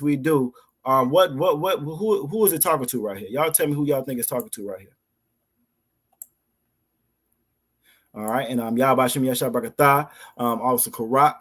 Karat, you know what I'm saying, on to join us on Instagram. Again, I don't be seeing that all the time, so I had to click over to specifically see if we had any questions or anything on there. The rest of the other platforms show up on this same screen right here, and I got some answers coming in. Ephraim answered in the Hebrew. He said Yasha Allah, damn right, Most High Christ. You know what I'm saying? Aqua Farad said Israel. All right, Aqua Amadah said Israel. All right. Now, you know, and young man Edward said blacks, Hispanics, and Native Indians, aka Israel. How do y'all know? If by reading that one verse right there, how do y'all know? All of these scriptures, all of these verses are compact, and there's so much wisdom contained within them. By reading that one verse, Zephaniah 2:1. Before you go any further, how do y'all know it's talking to blacks, Latinos, and Native Indians? How do you know that? How you know that it's talking to Israel? How do you know that from reading that one verse right there? Who could tell me? Who could tell me? How do y'all know that's who it's talking to? Ephraim said, thus saith nation not desired. So are you saying, Ephraim, that blacks, Hispanics, and Native Indians are the nation is not desired? Is that what you're saying, Ephraim? That's a bold statement you're saying right there, Ephraim. Akwaf Amadah said nation not desired. I'm gonna ask you the same question, Akwaf. Are you saying that blacks and Native Indians and Hispanics are not desired? I thought they loved everybody in America. Ain't that the whole purpose of Christianity? You know what I'm saying? Come ye all. Ain't that America's statement? Come ye all. You bring your poor. Bring your sick. Ain't that the motto or moniker of America? Ain't that the garbage they got rolling the damn Statue of Liberty? Bring ye all. You know what I'm saying? Ephraim said, I am. Most High in Christ. Ephraim said, I am. They're all right. Aqua Farad said, we have not been desired. Look at the history. Most High in Christ. When I said earlier how you can just look, all you gotta do is look. All you gotta do is look. Aqua Amadah said, till this day. And Ephraim said he tripled down on it. He said, I'm saying it confidently. And Ephraim got his chest out. You heard me? When a brother say that, brother got his chest out. Yeah, that's what I said. Nah, that's exactly what I said. You know what I'm saying? So damn right, the water for that. Young man Edward said transatlantic slave trade. Yep. Most High Christ. And deeper than the transatlantic slave trade. You can look at now the after like when I be online, I be arguing with these devils going back and forth, right? They're always so quick to be like, well, everybody has a past, everybody was slaves, everybody this, everybody that, all that garbage. But the thing about their hatred that they have for us, it's a perpetual hatred, just like it says in the Bible. It's never gonna go nowhere. All the nations come to devour us. It's never gonna go nowhere. Asians are the biggest illegal immigrant in the country, by far. And they jumping up there like for a long time. The Hamites, same ones Q love, right? Them Hamites was known for scamming, and they're still known from scamming now. They got whole websites devoted just to catching them scamming. You know what I'm saying? But Asians is right up there with them. There was just a ring busted, I think in Northern Virginia area. You know what I'm saying? Well, they done finesse people out like $5 million, like $15 million, I think, over the years. Biggest demographic of illegal aliens they are. They come right through the southern border, same as the Mexicans, right? Same as the Venezuelans, same as all the other brothers and sisters that get held up by ICE. They got to crawl through barbed wire. They get locked up. They get dogs sick on them. They get their children put in dog cages. But the Asians come through no problem. Afghans come through no problem. Ukrainians come through no problem. They come through no problem. None whatsoever. Ephraim is absolutely correct when he said Psalm 83. They confederate against us. They consult against our hidden ones. Those hidden ones is that nation not desired, right? That's who that is. You know what I'm saying? We're gonna come. I'm gonna go to verse 2, and then I want to pull something for. I want to prove again who this nation is that's not desired. You know what I'm saying? And I'm gonna show you in today's term, right? And he evolved, since they say we've evolved so doggone much. Verse 2 says, before the decree bring forth, right? Before the day passes chaff, before the fierce anger of the Most High come upon you, before the day of the Lord's anger come upon you. What y'all witnessing, what you seeing right now, is we were seeing the wrath of the Lord's anger. You know what I'm saying? That's all that is. And it's just like with you and your children. You keep telling them, and you keep telling them, and you keep telling them, and you keep telling them. Eventually, you can't. Ain't nothing else us talk about them. You feel me? Depending on the severity of it, and our offenses were very severe. Depending on the severity of it, at some point you got to pull that belt out. At some point, you got to discipline with a strong hand. And this is what you're looking at now when you're looking at us. When you look at 109 of us, 109 of us shot over a doggone weekend, in one locale. And that's just there, and it's spread out all over, and it's been like this for years. That's a hard head child. That's a child that refuses to listen, because I guarantee, Lord willing, if we are here, you know what I'm saying, next year for the 4th, it's going to be the same thing. The only thing that'll be different, the numbers will be higher. You feel me? The numbers will just be higher. Verse 3, this is what I want to get to. Verse 3 says, seek ye the Most High, your power. Seek ye the Most High, your power. All ye meek of the earth, which have wrought his judgment. We ask for this because we continue to keep not obeying. We continue to disobey those laws, statutes, and commandments. Seek righteousness. Where that word seek goes again. Seek meekness, right? And it may be ye shall be hid in the day of the Lord's anger. When we first started out, I asked the sister, you know what I'm saying, how did they feel with this tornado and this hurricane and stuff that was going on, right? And she said, we to WAP, she on the internet and everything else. It's 2 million some people without power right now. But that sister was all right. You know why? Because in the day of the Lord's anger, she's hid. She has the protection of the Most High. She has that hedge of protection around her. That comes from following these laws, statutes, and commandments. You know what I'm saying? That old nation not desired is not for everybody. You feel me? Not for everybody. But because of that, because of her following the laws, statutes, and commandments, you know what I'm saying? She gains the protection of the Most High. I want to look at a couple of definitions real quick. We saw that seek and we saw that meek, right? What does it mean to be meek? Who knows? Who knows what it means to be meek? If you know what it means to be meek, go ahead and type it in the chat. And I'm gonna pull up the Merriam-Webster's dictionary. We're gonna look at these words real quick because again, words have meaning. And the thing about this Bible that I love about this Bible, it describes us to a T. It describes us to an absolute T. It tells us exactly who we are. You know what I'm saying? I want to give, the definition of meek. Tell me what the definition of meek is. And I got it up on the screen now, but it's all good. What do y'all think the definition of meek is? Let me stop it real quick. So make it think a little bit. You know what I'm saying? What's the definition of meek? Who knows what that word meek means? Ephraim says humble. What else?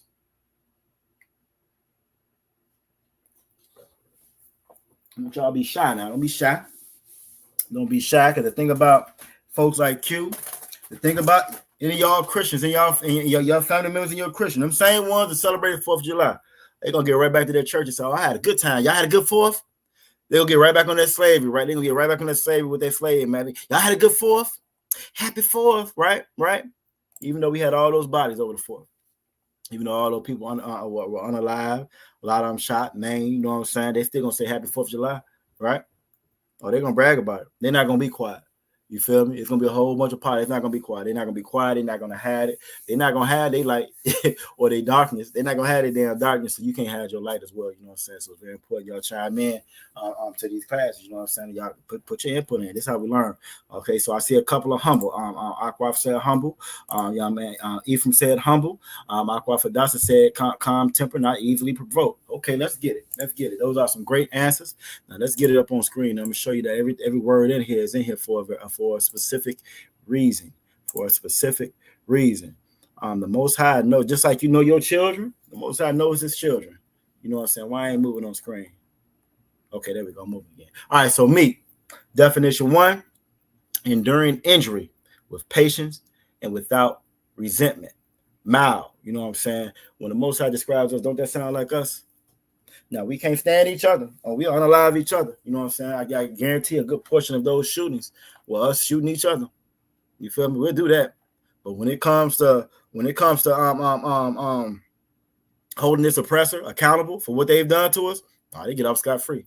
Christianity say you gotta love your brother. Christianity say no, we good. You gotta forgive your enemy. That's what Christianity teaches us. You know what I'm saying? You feel me? So we've endured injury for generations, for decades. You know what I'm saying?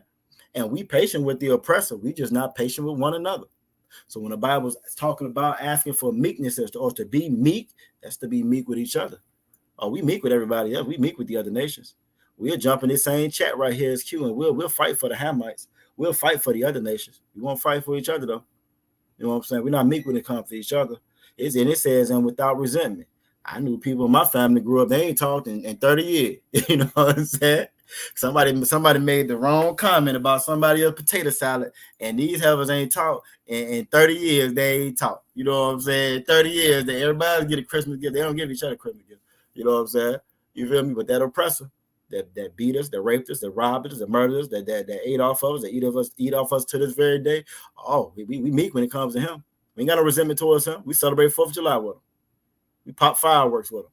You know what I'm saying? We risk blowing our thumbs and finger off, our limbs off just for him, just to show him that we are on his side. You know what I'm saying? Definition 2 says deficient in spirit and courage, submissive. Boy, that sounds just like us right there. Hadessa said, let go of our rights concerning them. Exactly. We don't care nothing about our rights when it comes to them. Well, for the better of the country, the betterment of the country. You know what I'm saying? Aqua said we go to court hugging our oppressors. I remember that when that judge came off that, I forget that lady's name, you know what I'm saying, when they killed the brother, you know what I'm saying, in his house. Police officer. You feel me? When they unalive that brother, that judge came off the stand. I had never in my life seen that before. The judge came off the stand. Why is my screen pausing on me? I know what's going on. Anyway, the judge came off the stand and hugged that Edomite. Brushed that. Look, the judge came down and hugged her, right? The CO, the corrections office, was rubbing on her head. I had never seen this before. Convicted. She's a convicted murderer at this point. Got hugs and kisses. Ain't got a hair stroke. Good Becky. All in the courtroom. See, we're meek when it comes to the oppressor and the other nations. We're mild and submissive when it comes to the oppressor and the other nations, but we don't have that for each other, right? We deficient in spirit and courage when it comes to each other. We got a whole bunch of school spirit for the other team, but none for each other, none for ourselves. It says not violent or strong.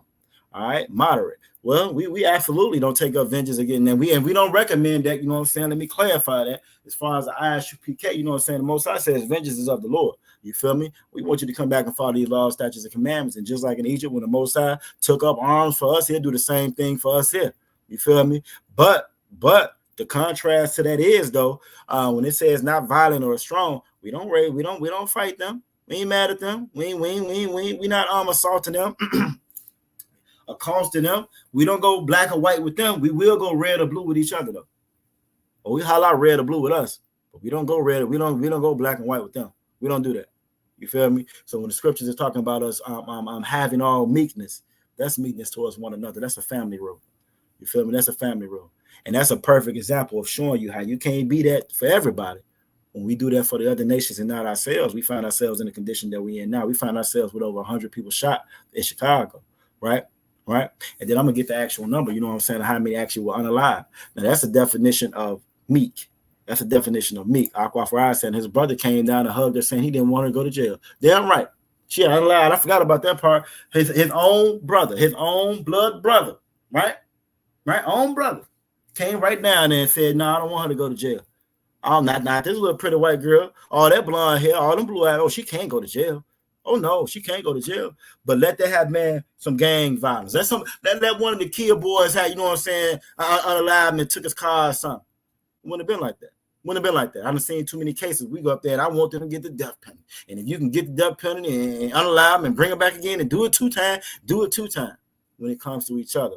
But when it comes to these other nations, we don't do that. So you are absolutely correct. The water for bringing that back or reminding me about that. Aqua Hadessa said the crap was crazy. I was offended. I'm always offended looking at them, but I was definitely offended looking at that, knowing our situation when it comes to that mass incarceration and how we're looked at amongst our own people when it comes to mass incarceration. Obama got in office now. He's a Hamite. Q love him. Q probably all was for hope and change, right? You know what I'm saying? You know what I mean? But Obama, you know what I'm saying? I never forget when that fool got up there and said, "Pull your pants up." All the things going on in Chicago, he said, "Pull your pants up." See, Chicago was like a Detroit where it was a whole bunch of industry and jobs and all that. They took all that stuff up out of there. Everything that you see done to us is done to us on purpose. It's done to us on purpose, just like the brother Ephraim has said, Psalms 83. It's crafty counsel that they do to us. It's not by accident. It's done to us on purpose. You feel me? Absolutely done to us on purpose. How you know? Let me stop this real quick. Let me show you how you know it's done to us on purpose. Is it illegal for us to be homeless? Who knows? Is it illegal for us to be homeless? Is it illegal for us to be poor? Who knows? Two things I'm gonna show you. First one I'm gonna show you is, now I showed you how bad it was in just Chicago, right? Well, let me show you this one. Let me show you this one. And the question is it illegal to be poor? Is it illegal to be homeless? Yes or no? Yes or no? And I think y'all gonna be shocked by the answer. Let's see. Let's get it. Let's get it. Okay, they're right there. Perfect. All right. So while y'all give me that, I'm gonna read this right here, right? It says that all right, the number of people unalived or wounded in for the 4th of July dipped compared to 2023. However, watch this. Where is it at? Where's the one I want to read at? Thought I had it highlighted. Yeah, that's what I want. So from July 1st to July 7th, about 340 people were unalive. 756 were wounded, for a total of 1,000, pretty much 1,100 people got shot. You know what I'm saying? From the first for the 4th of July weekend, 1,100 people. 1,100 people got shot for the 4th of July weekend. He also had a record 20 mass shootings also just over this weekend. You know what I'm saying? And again, the stats just kind of go on and on and on. I just wanted to show y'all that real quick. But the question was, is it illegal to be poor? Is it illegal to be poor? And Willie, young man, that was saying like, it's not illegal to be poor. Okay, we're gonna find out. Ephraim says some states now, yes. Yeah. We about to find out. Aqua Fadasa said they say it is. Yeah, he said that's kind of what I heard. He said it is. Aqua Amadas said sounds about right. Khan. And Aqua Darabas said Khan. It is illegal in certain cities and states. And Aqua Farai, you know what I'm saying? She gave that emoji like, you got to be damn kidding me. Let's pull it up and let's find out. Let's pull it up. Let's find out. So 1,100 doggone shootings. We asked, was it illegal to be poor? Let's find out. And when we were talking about in Zephaniah 2:1, and I asked y'all who was the nation undesired, right? I asked y'all who was the nation undesired, and everybody came back, said Israel, you know what I'm saying? Israel, blacks, Latinos, and Native Indians. And so I wanted to show y'all something real quick. Where is it at? First, I'm gonna show you this. Well, actually, no. First, I'll show you how it is illegal. It's illegal to be homeless now. It's illegal to be poor. If you're poor, the derivative of you being poor, gonna be homeless, right? If you poor enough, you can't pay them bills. Eventually, they're not gonna let you stay there for free. Well, if you didn't know, the Supreme Court, I want to say last week, couple of weeks ago, made it illegal for you to be homeless. So now, if you are homeless, you will be locked up for being homeless. Homelessness is going to be banned in certain cities and states, and it's going to be up to that city. It's going to be up to that state. So again, divided Supreme Court rules in major homeless case. This has been a case been going on for years, right? Homelessness is nothing new. It's always been here. You know what I'm saying? It's nothing new. But again, new Supreme Court, right? No more Roe versus Wade. Trump and all the presidents now will be a king now. I don't know if y'all saw that part as well, but if you're the president, you can do anything you want. You know? Anything you want. All you got to say is official acts, and if it's official acts, you have protected immunity for that now. Do whatever you want. It's protected immunity for it now. That's another class though. We'll talk about that in another class. We'll talk about that class, and we'll pull on, you know what I'm saying, they hold themselves not guilty. I think that'd be a very appropriate scripture for that one. But it says divided Supreme Court rules in major homelessness case that outdoor sleeping bans are okay. So now that city, that state, so the sisters and brothers were correct when they were saying some cities, some states, you know what I'm saying? But that city, that state, now they can make that illegal for you to be homeless. It said it cleared the way for the cities to enforce bans on homeless people sleeping outside in public places. I guess it was what date is this? I think it was last Friday. I think it was Friday before last when they did it. It may have been last Friday, but I thought it was last Friday before last. overturning a ruling from California-based appeals court that found such law, because before that was always considered to be cruel and unusual punishment. Reason being, okay, if you're homeless, right? If you're homeless and you already don't have no money, you don't have no money to put for shelter over your head. Well, if I lock you up now, what just happened when I lock you up? Who knows? What's the first first effect or when they have cause and effect or whatever? What's one of the first I guess it is effect. I'm looking for a different word. But results. What's one of the first things that's going to result from you, you know what I'm saying, being locked up for anything? For anything. It can be a speeding ticket. It can be jaywalking. What's one of the first immediate responses or results from you being locked up? Who knows? Who knows where I'm going? What's one of the first immediate things that happens when you get a speeding ticket, you get a jaywalking ticket, whatever it may be, any kind of infraction there is with the law? What is the very first immediate thing? Very first thing they do? Now, Ephraim said your rights removed before they even do that. You know what I'm saying? Young man ever said lose your job before you even do that. Aqua Ride said no job before they even take their job. Before they even take that step with that job, Aqua Darabah said, you don't have a record. Before you even convicted and you get found and you got the record. Aqua Ride is on it. Give her a hand. You're going to be fine. Give her a hand. The first thing they're going to do is touch them pockets. Very first thing. First thing you're going to do is get a ticket. You feel me? Get a ticket. Guess what? Well, you have to pay for representation, or you can get a public defender. Everybody knows you get that public defender, depending on what that case is. You're guilty. You know what I'm saying? You're going to be guilty. Goddamn, you're guilty if you get a public defender. So if you got money, you have a better chance of either reducing that fine or getting rid of that fine altogether or reducing any kind of jail time and so forth. But the very first thing is going to be a financial obligation is going to be attached to whatever that infraction was, right? So if you're already homeless, and now I hit you with a $25, $50, $75, $150 ticket for you being out here on the street, right? Now what's gonna happen? You can't pay no rent money. If you can't pay no rent money, how the hell you gonna pay the ticket I just gave you? Right? If you can't pay the rent money, how you gonna pay the ticket I just gave you? So now it's gonna stack up. So now it's another infraction, right? Another infraction. So but with this ban, they can make it just flat out illegal, lock you up right there on the spot. Or they can make it where I can just give you a ticket and give you a fine. You're gonna get a ticket and fine you where it go. But the variations of how they can, you know what I'm saying, administer this law that they just passed, right? It's going to vary, but it's going to start with the money to begin with. And once you can't pay that, it's just going to get deeper and deeper and deeper. So for a long time, even though they've been fighting this for years, right? They've been fighting stuff like this for years because they don't like their homeless. They don't want their dirt to be exposed. They don't like their dirty laundry to be out there where you can see it. You feel me? I was fortunate enough to go to Hawaii one year. Now, that's for the slavery, but we try to make the best out of it. We go to Hawaii. We stand in a very nice hotel. Nice hotel, you know what I'm saying? You got the beach and all that stuff right down the street. Now, outside of this, in areas like that, they try to keep you contained within inside of that property, right? You got beaches and water all on top of the hotel. Right, you got food and restaurants and shopping stores all inside the hotel. Is to keep you inside that hotel, because the very first thing when you step outside of the hotel was homeless everywhere, deep everywhere. Think about Hawaii. The beach is only closed like 2 hours out the entire day.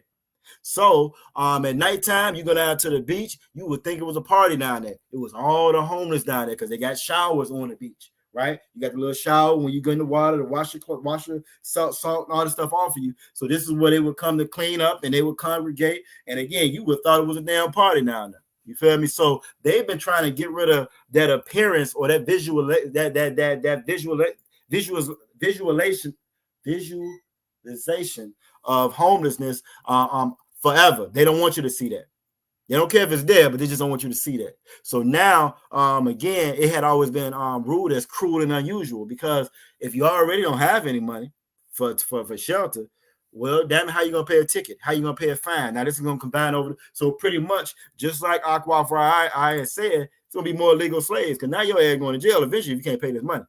When you couldn't pay no money to begin with, which is why you're already out here. So for a long time, it had been thought of to be cruel and unusual.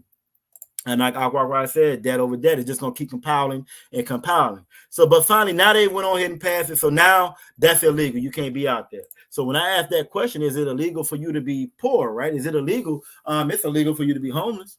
Right?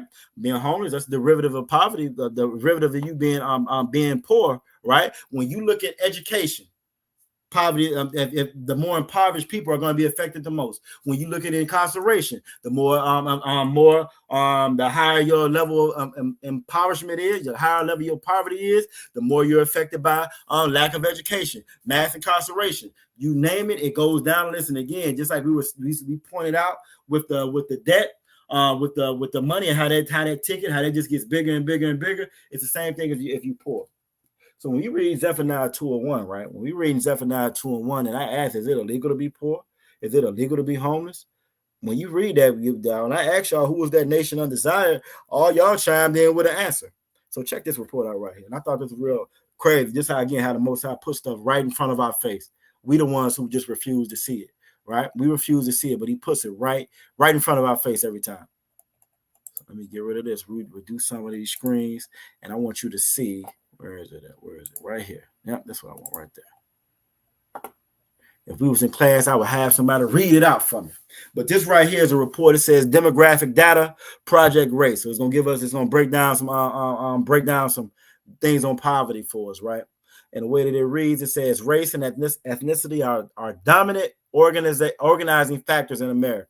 Everything is built off race. Everything is built off your race, your ethnicity, who you are. They may tell you that it has nothing to do with it. They may tell you that this is a post-racist America, right? We are all in this together. Why you keep on bringing that up? You're just being divisive. Ain't that what they them damn devils love that? They tell me that all the time online. Why you bringing this up? You're just being divisive. You're just trying to separate us, right? You're just trying to separate us. Even though this whole thing is built off of separation, just like the Most High said it was supposed to be built off separation. We are the only ones. We in there, like how they say you playing checkers, you know what I'm saying? You playing checkers and everybody else playing chess. Everybody playing chess. And everybody know what color they know what color their side is. They know what color they side. They know what color their queen is, the king, and so forth. We the only ones that here playing checkers with them damn multicolored chips, and we don't understand why we keep losing. We don't understand why we keep doggone losing. Young man, that would say the oppressor's law was created to benefit them. The laws of the Most High was created to benefit Israel. So you know that because you done been in class. You know what I'm saying? You done been in class a little bit, young man. So you know what I'm saying? You got the cheat code. You got the cheat code, but you are absolutely 100% correct. Their laws are made to benefit them, just like their gods are made to benefit them, right? When you serve their gods, you serve their people, it's going to benefit them. And when you serve our God, when you serve, then you serve our people. This is why in 1 John 5:2 it said, this is how you love the children of Israel. See how easy that is, how much that makes sense? So Most High in Christ for that. Shirley said she agreed with mommy. And look, Most High in Christ, because your mom is correct, right? This is how they make more legal slaves. This is how, again, how when Ephraim brought out Psalms 83, that crafty counsel. You know what I'm saying? If you play spades, if you know anything about spades, how to say they pencil whip you. You know what I'm saying? You can have the best hand, but they're going to pencil whip you. You look over there, you down 100 points. Where that come from? You feel me? We're going to get beat every time trying to play that game. We're going to get beat every time trying to serve their gods. We're going to get beat every time not following the laws that the Most High laid down for us. But it says, again, race and ethnicity are dominant organizing factors in America. They impact where a person lives, where they born, because of where you live at, because of where you born at. All that is based off of poverty. You know what I'm saying? How they die. I don't know if y'all know. But the prices on you even checking up out of here done skyrocket. You need at least $10,000 to $15,000 just to die. You know what I'm saying? You can't afford to live or die in America. You know what I'm saying? And practically everything in between. Homelessness is no exception, right? So I'm gonna go down and get to the main line I wanted y'all to see though. That very next paragraph, how does it start out? It says that, see if I can highlight it. Because it's amazing how y'all answered it, but when you get right here, it tells you that African Americans, so-called blacks, Native Americans, so-called Native American Indian, and Hispanics, so-called Latinos, are overrepresented among people experiencing homelessness at a national level and in various locations throughout the country. You can't make this up. You can't make this up. When you look at the demographics of all those three right there, those are some of the smallest demographic of the country. The oppressors at about 70, 77, 79% of the country. So it's 77, 79% of the country. They should be number one in all of these categories. But we're number one because we are that nation that's undesired. It says their numbers even say it. The Bible says it. The only people that don't say it, the Christian church don't say it. Right? Muslim mosques, they don't say it.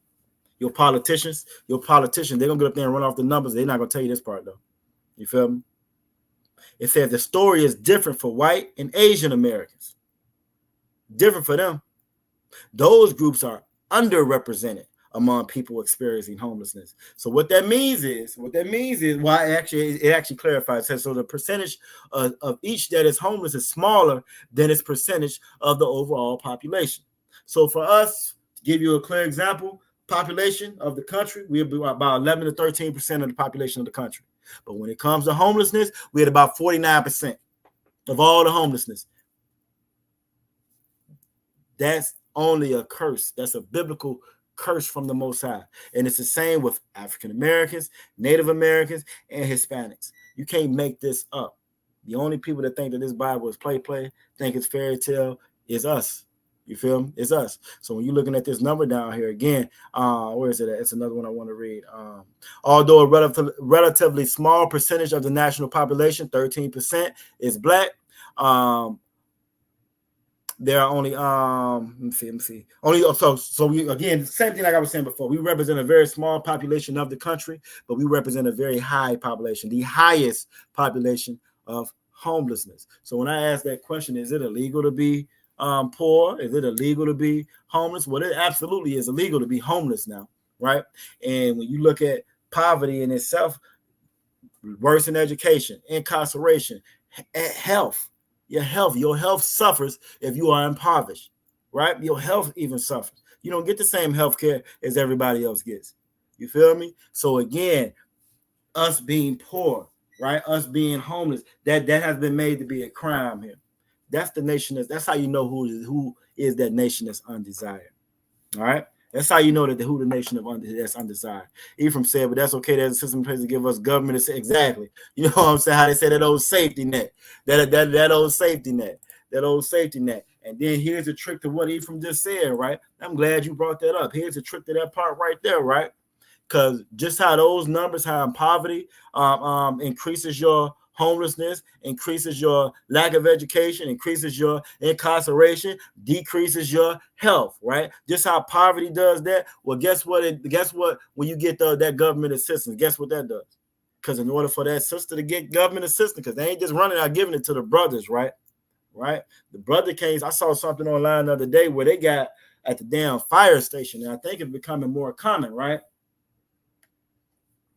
At the fire station where that sister can take that baby and put that baby inside of a box at the damn fire station and close the door and say, I don't want that baby no more. That brother, and even though we shouldn't be getting rid of our children through abortion or getting rid of our children, just be getting rid of them, period. However, the contrast is this, though. That brother can't say, I don't want that baby. Right? That brother's finna get hit with child support, more debt. And if he can't pay that debt, just like if he's homeless, I'm going to lock him up. Right? Well, when you talk about government assistance, though, Ephraim, right? When you're talking about government assistance, they give their sister a check for that baby, depending on what number baby it is, right? In most cases, she can get assistance for it, but guess what? That brother can't be there. So now you have a single parent household, right? Well, when you look at the numbers for single parent household, it's just like looking at the numbers for poverty. All those areas that I listed, education, incarceration, health, all of those numbers, homelessness, all those numbers shoot straight down when it's a single parent home. The chances of that child being a victim of homelessness is higher. The chances of that child being a victim of incarceration is higher. The chances of that child selling drugs, higher. The chances of that child being a victim of crime, higher. All that's higher when it's a single parent home. So it's a setup on top of a setup on top of another setup. So I'm glad you brought that up. So you are absolutely correct.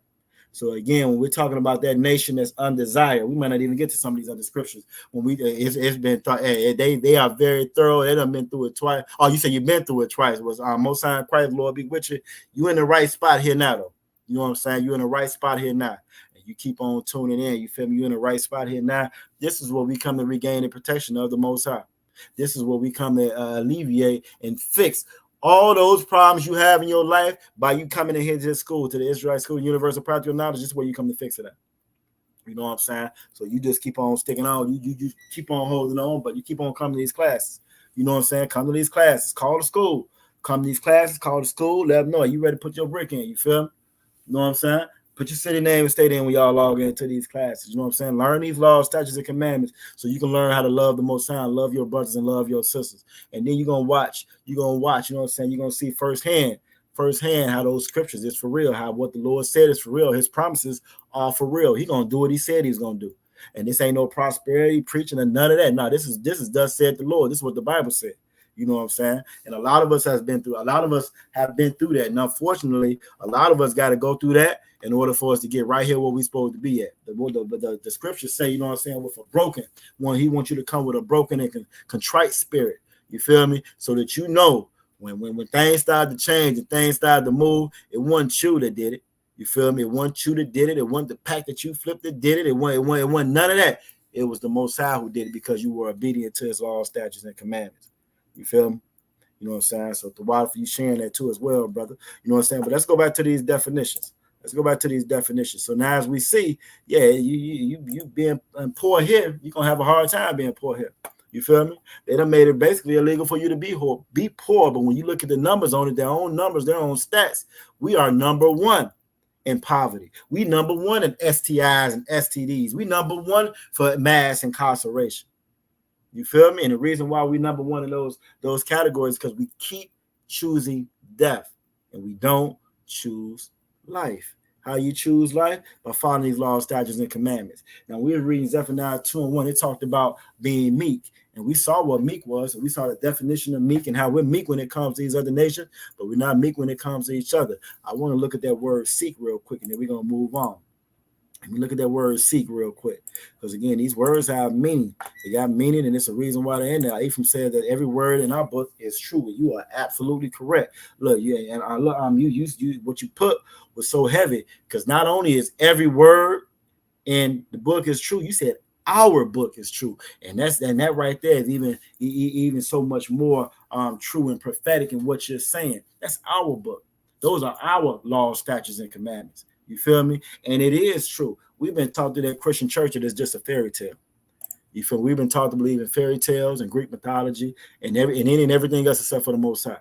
You feel me? And we believe it. We believe it. We believe that we believe that Bible is ineffective. We believe that we can do anything we want, and God's promises aren't true. We think that we can sell drugs without any kind of consequence. We think we can unalive our children with no kind of consequence. We think that we can be whores and whoremongers with no kind of consequence. Right? And it don't work like that. We think that we can celebrate all these pagan holidays, our birthdays, and everything else with no consequence. Right? We thought that we can go out on 4th of July, you feel me, and celebrate, eat hamburgers and hot dogs, but lo and behold, 1,100 people got shot. So damn right, Aqua. All right, so we're gonna look at the definition of seek real quick before we move on.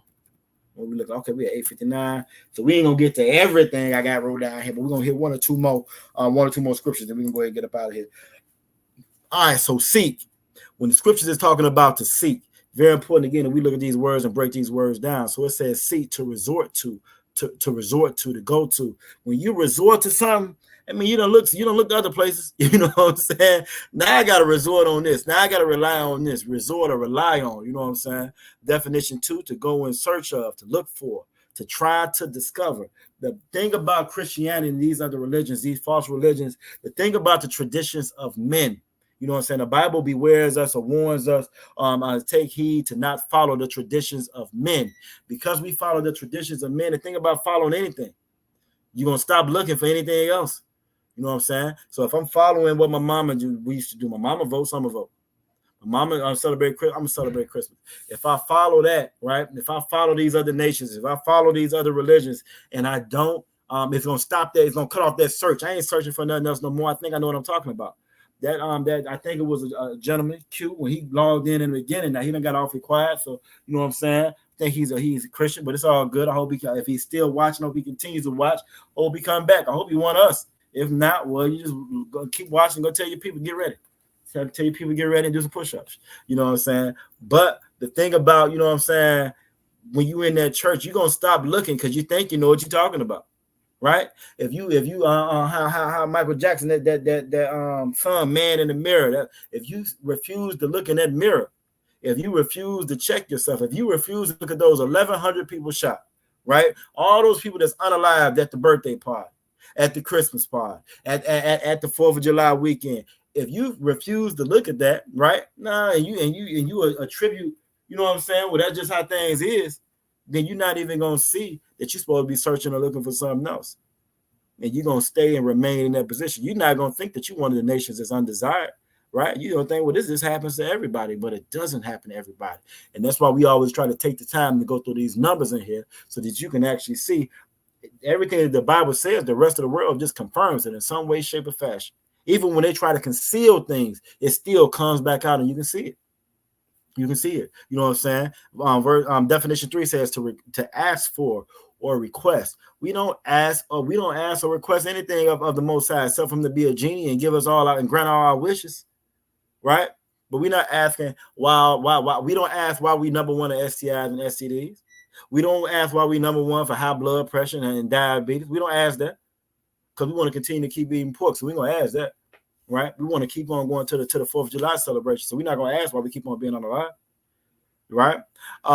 Definition 4, to try to acquire or gain or aim at. And definition 5, to make an attempt, try to use with to and an infinitive. So again, I just brought this out just to show that when you replace what the Most High gave us, you'll cut off that search. You're not looking for it anymore. You're not looking for it anymore.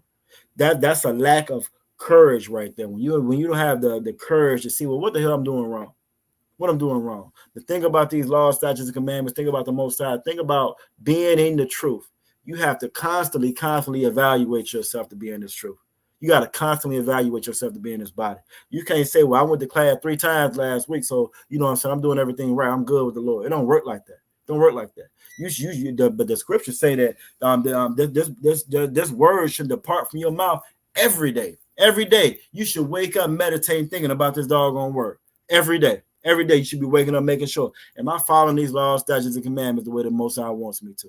Right? Am I doing what the Lord told me to do? Am I loving my brothers and my sisters the way the Lord told me to do? Am I really following the Lord? You feel me? Because if you don't get up and ask yourself that every day, you make room for that demon to come in and tell you that you're doing just fine. And you'll mess around and turn around and be a Q and don't even realize. You know what I'm saying? So we got to always continue to keep seeking. That's why the Bible says to seek. It ain't that you found it and now you here. Yeah, you are in the home of the truth, hopefully. Hopefully you ain't here putting your brick in. You doing this work the whole nine. But don't let that fool you to think that the search is over. No, you got to always continue to search through these scriptures. Search through your own spirit to make sure you operate in the way the Most High wants you to operate. You know what I'm saying?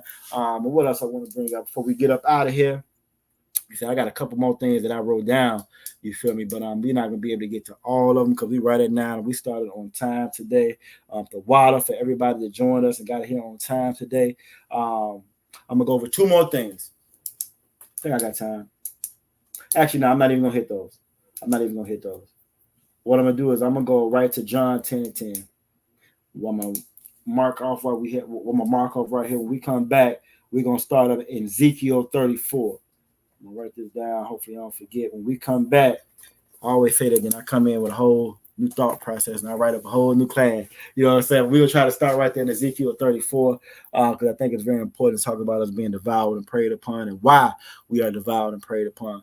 It's because we got false leadership. These pastors have led us astray. You feel me? They've led us astray. And if we're not listening to the pastor, we listen to our damn selves. Or we listen to Joe Biden. Joe Biden can't even stand up, but we listening to Joe Biden, right? Trump got 34 felonies. You know what I'm saying? You won't even trust your nephew with your car. You know what I'm saying? Let him get a speeding ticket. He can't even drive your car no more. Trump got 34 felonies, right? Getting ready to be the president. You feel me? We put our faith in everybody else. Everybody else except for ourselves. And the Most High told us to love one another and not do that. The Most High told us to choose life. We're going to end with John chapter 10, verse 10. That's going to be the last scripture we talk about tonight. And the water for everybody, again, joining us, hanging out with us tonight. We're going to end it with John chapter 10, verse 10. Let me see if I already got it open. I might already have it open. What? I ain't got it open already? No problem. Go back to Zephaniah. Again, this is a heavy scripture. This Zephaniah 2:1. That nation undesired. You can look all around you and see that we undesired. We don't even want to be around each other. You know what I'm saying? We get a little bit of money. First thing we do is move out the hood. We don't even want to be around each other. Then we sit there and talk about how bad the neighborhood is. When you left and took all the damn tax money, that would have probably made the school a little bit better. Well, at least had better textbooks, but you left and took that money and took it right over to the Esau neighborhood, gated community. Well, they didn't need the money yet, but we needed it over here. We don't even want to be around each other. He said we choose everybody else. We want to gather with everybody else, and this is why we continue to suffer the way that we suffer. We got to come together. You know, so I used to watch those movies, you know, with the kids. They always had a little popular group, you know what I'm saying? And in lunch cafeteria, a little popular group, they sit at their table. The nerds sit at this table. The geeks sit at this table. The gothic kids sit at this table. You feel me? It's always the ones that don't nobody want to sit around. We the ones that don't nobody want to sit around. You know what I'm saying? And what it always was strange to me, you know, even in those movies, those kids could have, they supposed to come together at their own damn table. You know what I'm saying? They're supposed to come together at their own table. At a table where they accepted it. At a table that's just for them. But instead, they suffer trying to be at everybody else's table, be in everybody else's group. Well, the Bible tells us, no, we need to come together. We one big family. We need to come together and start acting like a doggone family so we can really have brotherhood and sisterhood and love the way the Most High wants us to. We're going to end with John chapter 10, verse 10. Where is it at? Y'all missed a really good cookout in Atlanta. You know what I'm saying? Shout out to Atlanta. Give Atlanta a hand. They had some excellent hospitality and brotherhood down there in Atlanta. You know what I'm saying? For the cookout, that was great. I think the very next thing we got coming up is going to be the Midwest Fire cookout. So if you can make it, by all means, make it. So you can gather together with your brothers and your sisters. You know what I'm saying? I will listen to a class, and it made so much sense. You know, some of us suffer from depression. You know what I mean? And that thing about depression, that thing about being in this world, period. You know what I mean? It can bring you down. You know what I'm saying? But that Zephaniah 2:1 talks about us coming together. And I don't know if you ever, you know what I'm saying, I've been down, having a rough weekend, a whole nine. You get in one of these classes, you got your brothers and your sisters there, and that demon flees, that demon runs away. You know what I'm saying? And so this is what we need to do, and this is how we keep, you know what I'm saying, we keep all that at bay, and we able to grow like the Most High wants us to. All right, so scripture we about to get now is John chapter 10, verse 10. This is in red. This is Yahweh Shai speaking, and he said, the thief cometh not but to steal and kill and to destroy. Now I don't know if you ever spent, if any of y'all ever spent any time in that church. You feel me? If your grandma ever spent any time in that church, I know you done heard that steal, kill, and destroy. I know you done heard that. You know what I'm saying? Before, but that's the truth though. That's the thief. He comes to but to steal, you feel me, and to kill and to destroy, you feel me, and then by us following him, we learn to do the same things to each other, to steal from each other, kill each other, destroy one another by breaking these laws, statutes, and commandments. You know what I'm saying? By not following what the Most High laid down for us. Christ says that I am come that they might have life. That they may have life. When you look at this 4th of July weekend and all these bodies we got and all the violence that takes place every day, but especially specifically on that weekend, that's because we're choosing death. Christ said, I come for you to choose life. How do you choose life? By following these laws, statutes, and commandments. How you choose life? By doing what the Most High said to do. You're a Christian, follow Christ then if you're a Christian. You know what I'm saying? Follow Christ if you're a Christian. You know what I'm saying? I am come that they might have life, and that they might have it more abundantly. You know what I'm saying? We don't live, we survive here. We don't live, we choose death here. Christ said he came for you to choose life, for you to have life and have it more abundantly. You know what I'm saying? So by y'all coming in here, following these laws, statutes, and commandments, this is where we actually come to practice that. This is where we get our brotherhood back, our sisterhood back. This is where we learn how to love the Most High and love each other. You know what I'm saying? I'm gonna stop it there. Ephraim says that a precept for the Son of Man has come not to destroy, it come to destroy men's lives, but to save them. And that's true. You know what I'm saying? We destroy, our lives are destroyed. You know what I'm saying? We're dying. We suffer. Breathing being, we just refuse to do what the Lord said to do. We refuse to do what the Lord said to do. But let's go ahead and get it though. Let's get it. Make sure we everybody can see it on the screen. Luke chapter 9 verse 56. Let's get it.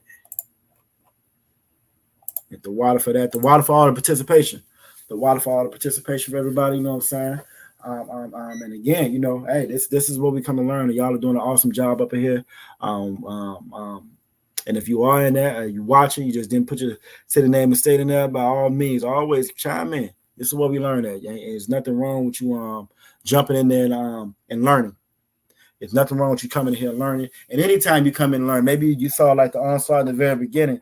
What amazes me, right? This is a little side note. What amazes me, I have never seen, right, anybody go into a classroom and tell the teacher, nah, you're wrong. You know what I'm talking about. You're supposed to be doing this, supposed to be doing. I have never seen in no math class, history class, social studies class, psychology class, none of that. You feel me? I've never seen the Christians go into the church and say, no, nah, it's supposed to be like this, Pat. No, it's supposed to be like never. But when it comes to us teaching, you know what I'm saying, what this Bible actually says, the law, statutes, and commandments, God loves Israel. They always jump up there and got something to say, you know what I mean? But Luke, you know what I'm saying, chapter 9, 56 says, for the Son of Man, talking about the Son of Man, is talking about Yahweh Shai has not come to destroy men's lives, right? He ain't come to destroy men's lives. Your life is already destroyed. You're already getting high. You're already celebrating false gods and false idols. It's already destroyed, right? You're already teaching your daughter to be a whore, teaching your son to be a whoremonger. It's already destroyed. It's already destroyed. They watch you, you know what I'm saying, choose the oppressor and the other nations over them. You don't choose their father. You choose the oppressor of the other nation. You know what I'm saying? You don't choose their mother. You choose to be with Becky. You feel me? They've already watched it. They already destroyed. But to save them, when he talks about saving, it's talking about salvation, right? We talked about salvation to begin with. That was the person's cue. That was their whole gripe to begin with. It's for everybody. But Christ right here saying, nah, it ain't for everybody. It's for the children of Israel. But to save them, and they went to another village, right? So then but again, when Christ is talking about, Christ comes to give us life more abundant. Christ comes to show us, you know what I'm saying, to actually show us an application, practical knowledge, and show us how we can actually choose life over death. And actually, you know what? I do got one more I got to get. Where we at? 9:13. Give me like 2 more minutes. I got one I got to get. And I actually started to read circle that too, because we got to make sure we hit that when we come back in. We didn't even get to the choice of life or death. Where we get that at? We got so heavy in some of the other scriptures. Let's pull that real quick before we get up out of here, though. Deuteronomy 30. Where you at? Deuteronomy, yeah, there we go. We'll end it with this one. Deuteronomy 30 and 15. When we come back in, we're going to hit that Ezekiel 34 when we come back. When I come back to class, teach your brotherhood class. And we also, I'm really thinking about going over this whole chapter of Deuteronomy 30 right here. Or this whole chapter right here, because it's so heavy. You know what I'm saying? But Deuteronomy 30 and 15 reads, see, I have set before, it's saying, see, look, watch, I'm showing you right here. You know what I'm saying? I have set before thee this day. This is when he's talking to the children. This is when Moses talking to the children of Israel. You know what I'm saying? From the Most High, saying, I'm telling you this day, I'm giving you the choice. I've set before thee life and good. Right? You can have life. You can have good. You can have it more abundantly, like Christ said, and death and evil. Choice is yours. You know, as much as that garbage they talk about free will, ain't no free will. However, you do have a choice. You got a choice. You can choose life or you can choose death. It's up to you. But we continue to keep choosing death, and it shows. All you gotta do is open your eyes and see. We choose it every time, but it definitely shows. So when we come back again, we're gonna hit Deuteronomy 30. I'm probably go a little bit deeper in that, and we also go into Ezekiel 34. You know what I'm saying? Talk about these old line behind on pastors and why we continue to keep on choosing death. It's the reason why we continue to choose death. We continue to choose death because that's the choice, the path that gives us the choice of death and death. They don't even give us the choice or option of life. Why? Because they don't tell you that you're an Israelite. They don't tell you that if you're so-called Black, Latino, or Native Indian, that you're an Israelite. They don't tell you that you even got to follow the laws, statutes, and commandments of the Most High. Right, so it's like you playing with loaded dice when you go to that church. You playing with a set of loaded dice when you go to that imam and so forth. Why? Because their only choice they're gonna give you. How they say the house always win, evil gonna always win, wickedness gonna always win, Esau is gonna always win. Right? When you playing with them or you playing by their rules, the Most High gives us a choice of life and death. We got to start choosing about it. We got to choose the Most High. We got to choose to follow these laws, statutes, and commandments. And with that being said, I think we're gonna stop it right there. The water for everybody that joined us tonight. You know what I'm saying? The water for everybody that joined us tonight. It's about 9:15. We're a little bit over the time. Again, great class. The water for everybody joining us. Where I want to go next. We're gonna go ahead and get these security announcements out the way. We are the Israelite School of Universal Practical Knowledge. Started out of 1 West, 125th Street out of Harlem, New York. Rule for a new brother or sister.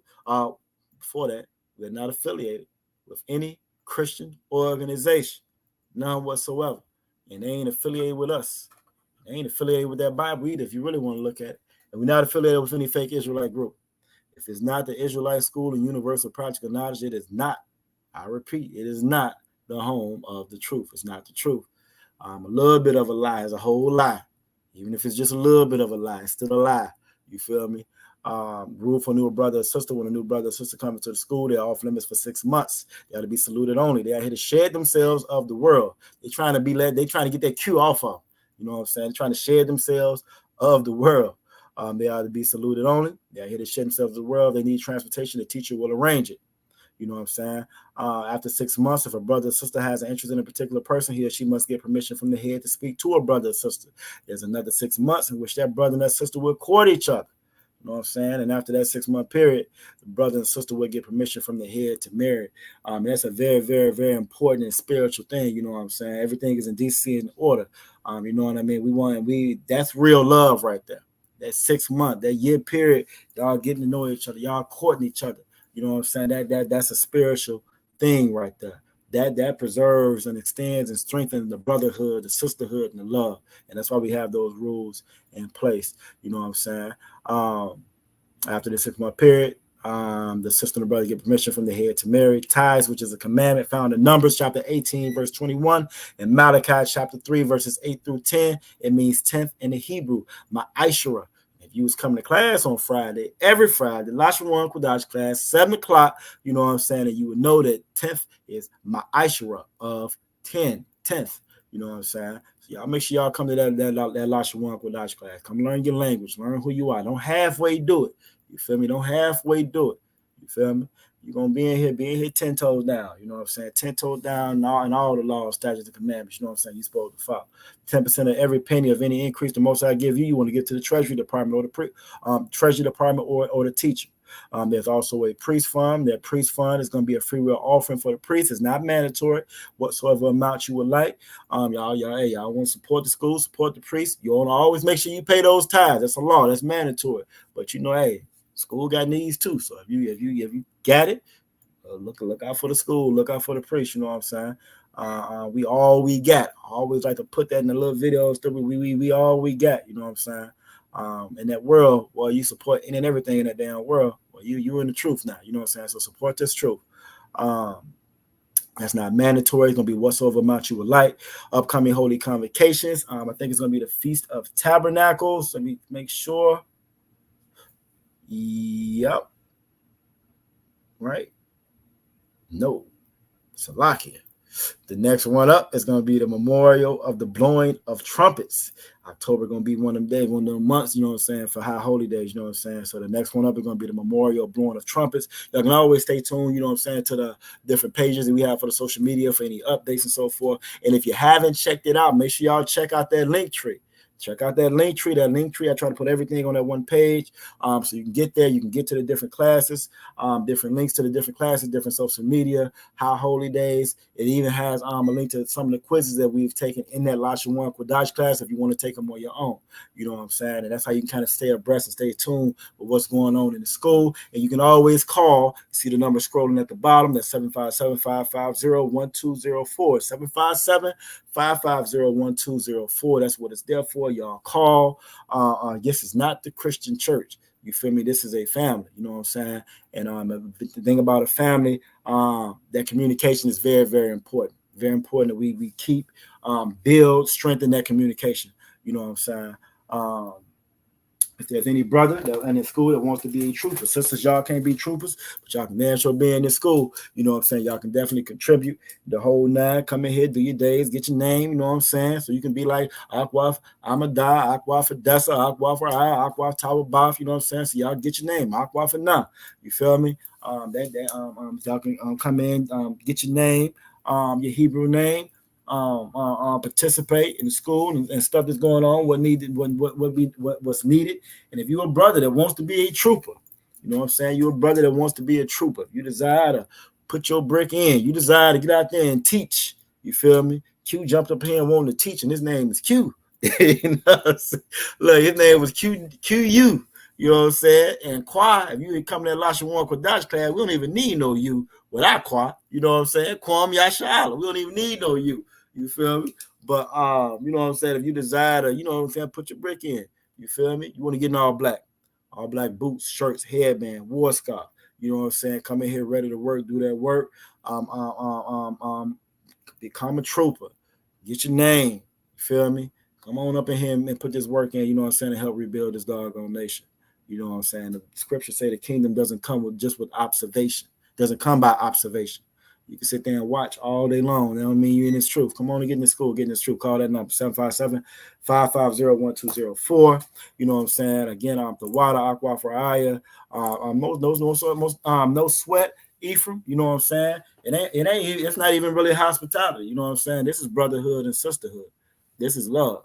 You feel me? It ain't hospitality. This is brotherhood and sisterhood. We would extend hospitality to even the damn heathens. But brotherhood and sisterhood and love, that's reserved for us. You know what I'm saying? So the water to you for joining. You know what I'm saying? And being reciprocal when it comes to that brotherhood, that sisterhood, and that love. Damn right, Akwaf Hadassah. You know what I'm saying? It's good to see everybody in here tonight. Make sure y'all tune in tomorrow. We got scripture breakdown class with Captain 10K, Captain Natazada Shah. You know what I'm saying? If you got any questions, Q, you know what I'm saying? You struck out today. You want to come back in here tomorrow, you try again. I'm just gonna warn you, you know what I'm saying? That road might be a little bit tougher to hold tomorrow, though. You know what I'm saying? But you can come back tomorrow, try it again tomorrow. We're gonna have Captain 10K Natazada Shah with the scripture breakdown class. And that goes for everybody. Y'all bring your questions. Bring your questions. You know what I'm saying? We learned how when I broke down that word seek, right? That word seek and that word search. You know what I'm saying? Go ahead, go through these scriptures. You know what I'm saying? Because I guarantee it's going to be something that you haven't seen before. I guarantee it's going to be something you think you might know, and it might be a little different than what you thought. You really, you know what I'm saying? We had a long time in that world to learn everything wrong. We learned everything wrong inside that world. This is where we come to learn it right. You know what I'm saying? So y'all bring y'all questions, bring your scriptures. You know what I'm saying? So you can get an actual breakdown, get the real answers on. You know what I'm saying? Tomorrow, and then Friday we got the Lasha 1 Kodash class coming up. We got the Lasha 1 Kodash class coming up on Friday. I think we're gonna be going over Genesis 3, I believe. I think I'm right. If not, you know what I'm saying, we're gonna have it straight by the time I get up in there. The water for everybody tuning in. And with that, you know what I'm saying? Shalom, Israel.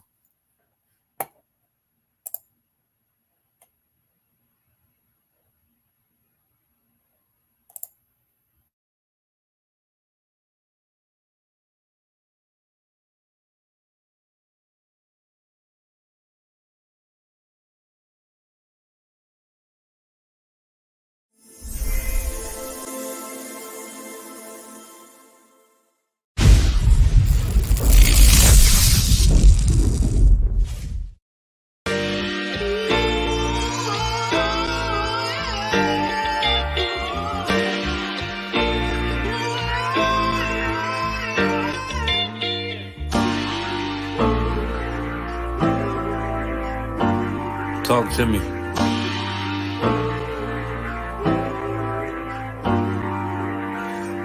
Played the whore on the Lord and served other gods. Remember the days of old, we the lost tribes. They don't believe the Bible. They say a white man wrote it, but still celebrate them holidays from white men, don't they? Like Christmas and Thanksgiving appetites. I don't even see my closest family half the time. Going out ain't an option, I won't compromise. I got integrity and more heart than Valentine. I retweeted a book they sell on Amazon, owned by the same folks that told them to apologize. Remember slaves couldn't read, wasn't allowed. So it's meaning when I tell you I'm black and I'm proud. Murdered us with the sword, that's how we learned religion. Community standards violate my First Amendment. Discontinue from my heritage under these bastards. Life a bitch, they make up lies and give you public lashes. I understand they confused by who the devil is. Why my people get so mad when I tell them this? Valley of dry bones, my niggas skeletons. It's hectic out there, hope you checking on your relatives. Brotherhood, that's where my weapon is. And I never let these crackers take it from you. Real talk, you probably never heard this all of your life. Be careful, cause that thing you love, it'll cost you your life. Long as we got each other, my nigga. Cause we build this shit on brotherhood. Long as we got each other, my nigga. Yeah. Cause we build this shit on brotherhood. I done lost family, I done lost friends. Day one, niggas thought was riding to the end. Still showed up, put in that work. Hide behind a smile while I'm walking with this hearse. Some nights I felt alone, most nights I felt cold. Some nights I drove around, I ain't wanna go home. Nigga, I ain't never been, nah, I ain't never fold. Follow orders like a soldier doing what I'm told. Even when the counsel wasn't making any sense, I ain't never doubted, I just put it to the test. Days I was fucked up and down to my last cent. Reaching in my pockets, only coming up with lint. I'm talking even on the days that I couldn't pay my rent. I put it down for my brothers, ain't spared no expense. If I ever got bent, caused an offense, please forgive you, brother, Lord, that ain't what I meant. See that brotherhood a weapon, fight against deception. When something taken from you, then it's just a blessing. Shorty really loved me, gave me everything she got. And I'm sorry, baby girl, if I ever broke your heart. Man, mistakes that I made, don't know if they'll fade. Moving with a heavy heart, living with the pain. Take away the shame, wash away the stain. Praying to the Lord for the days that I was Cain. Sheesh. Long as we got each other, my nigga. Cause we build this shit on brotherhood.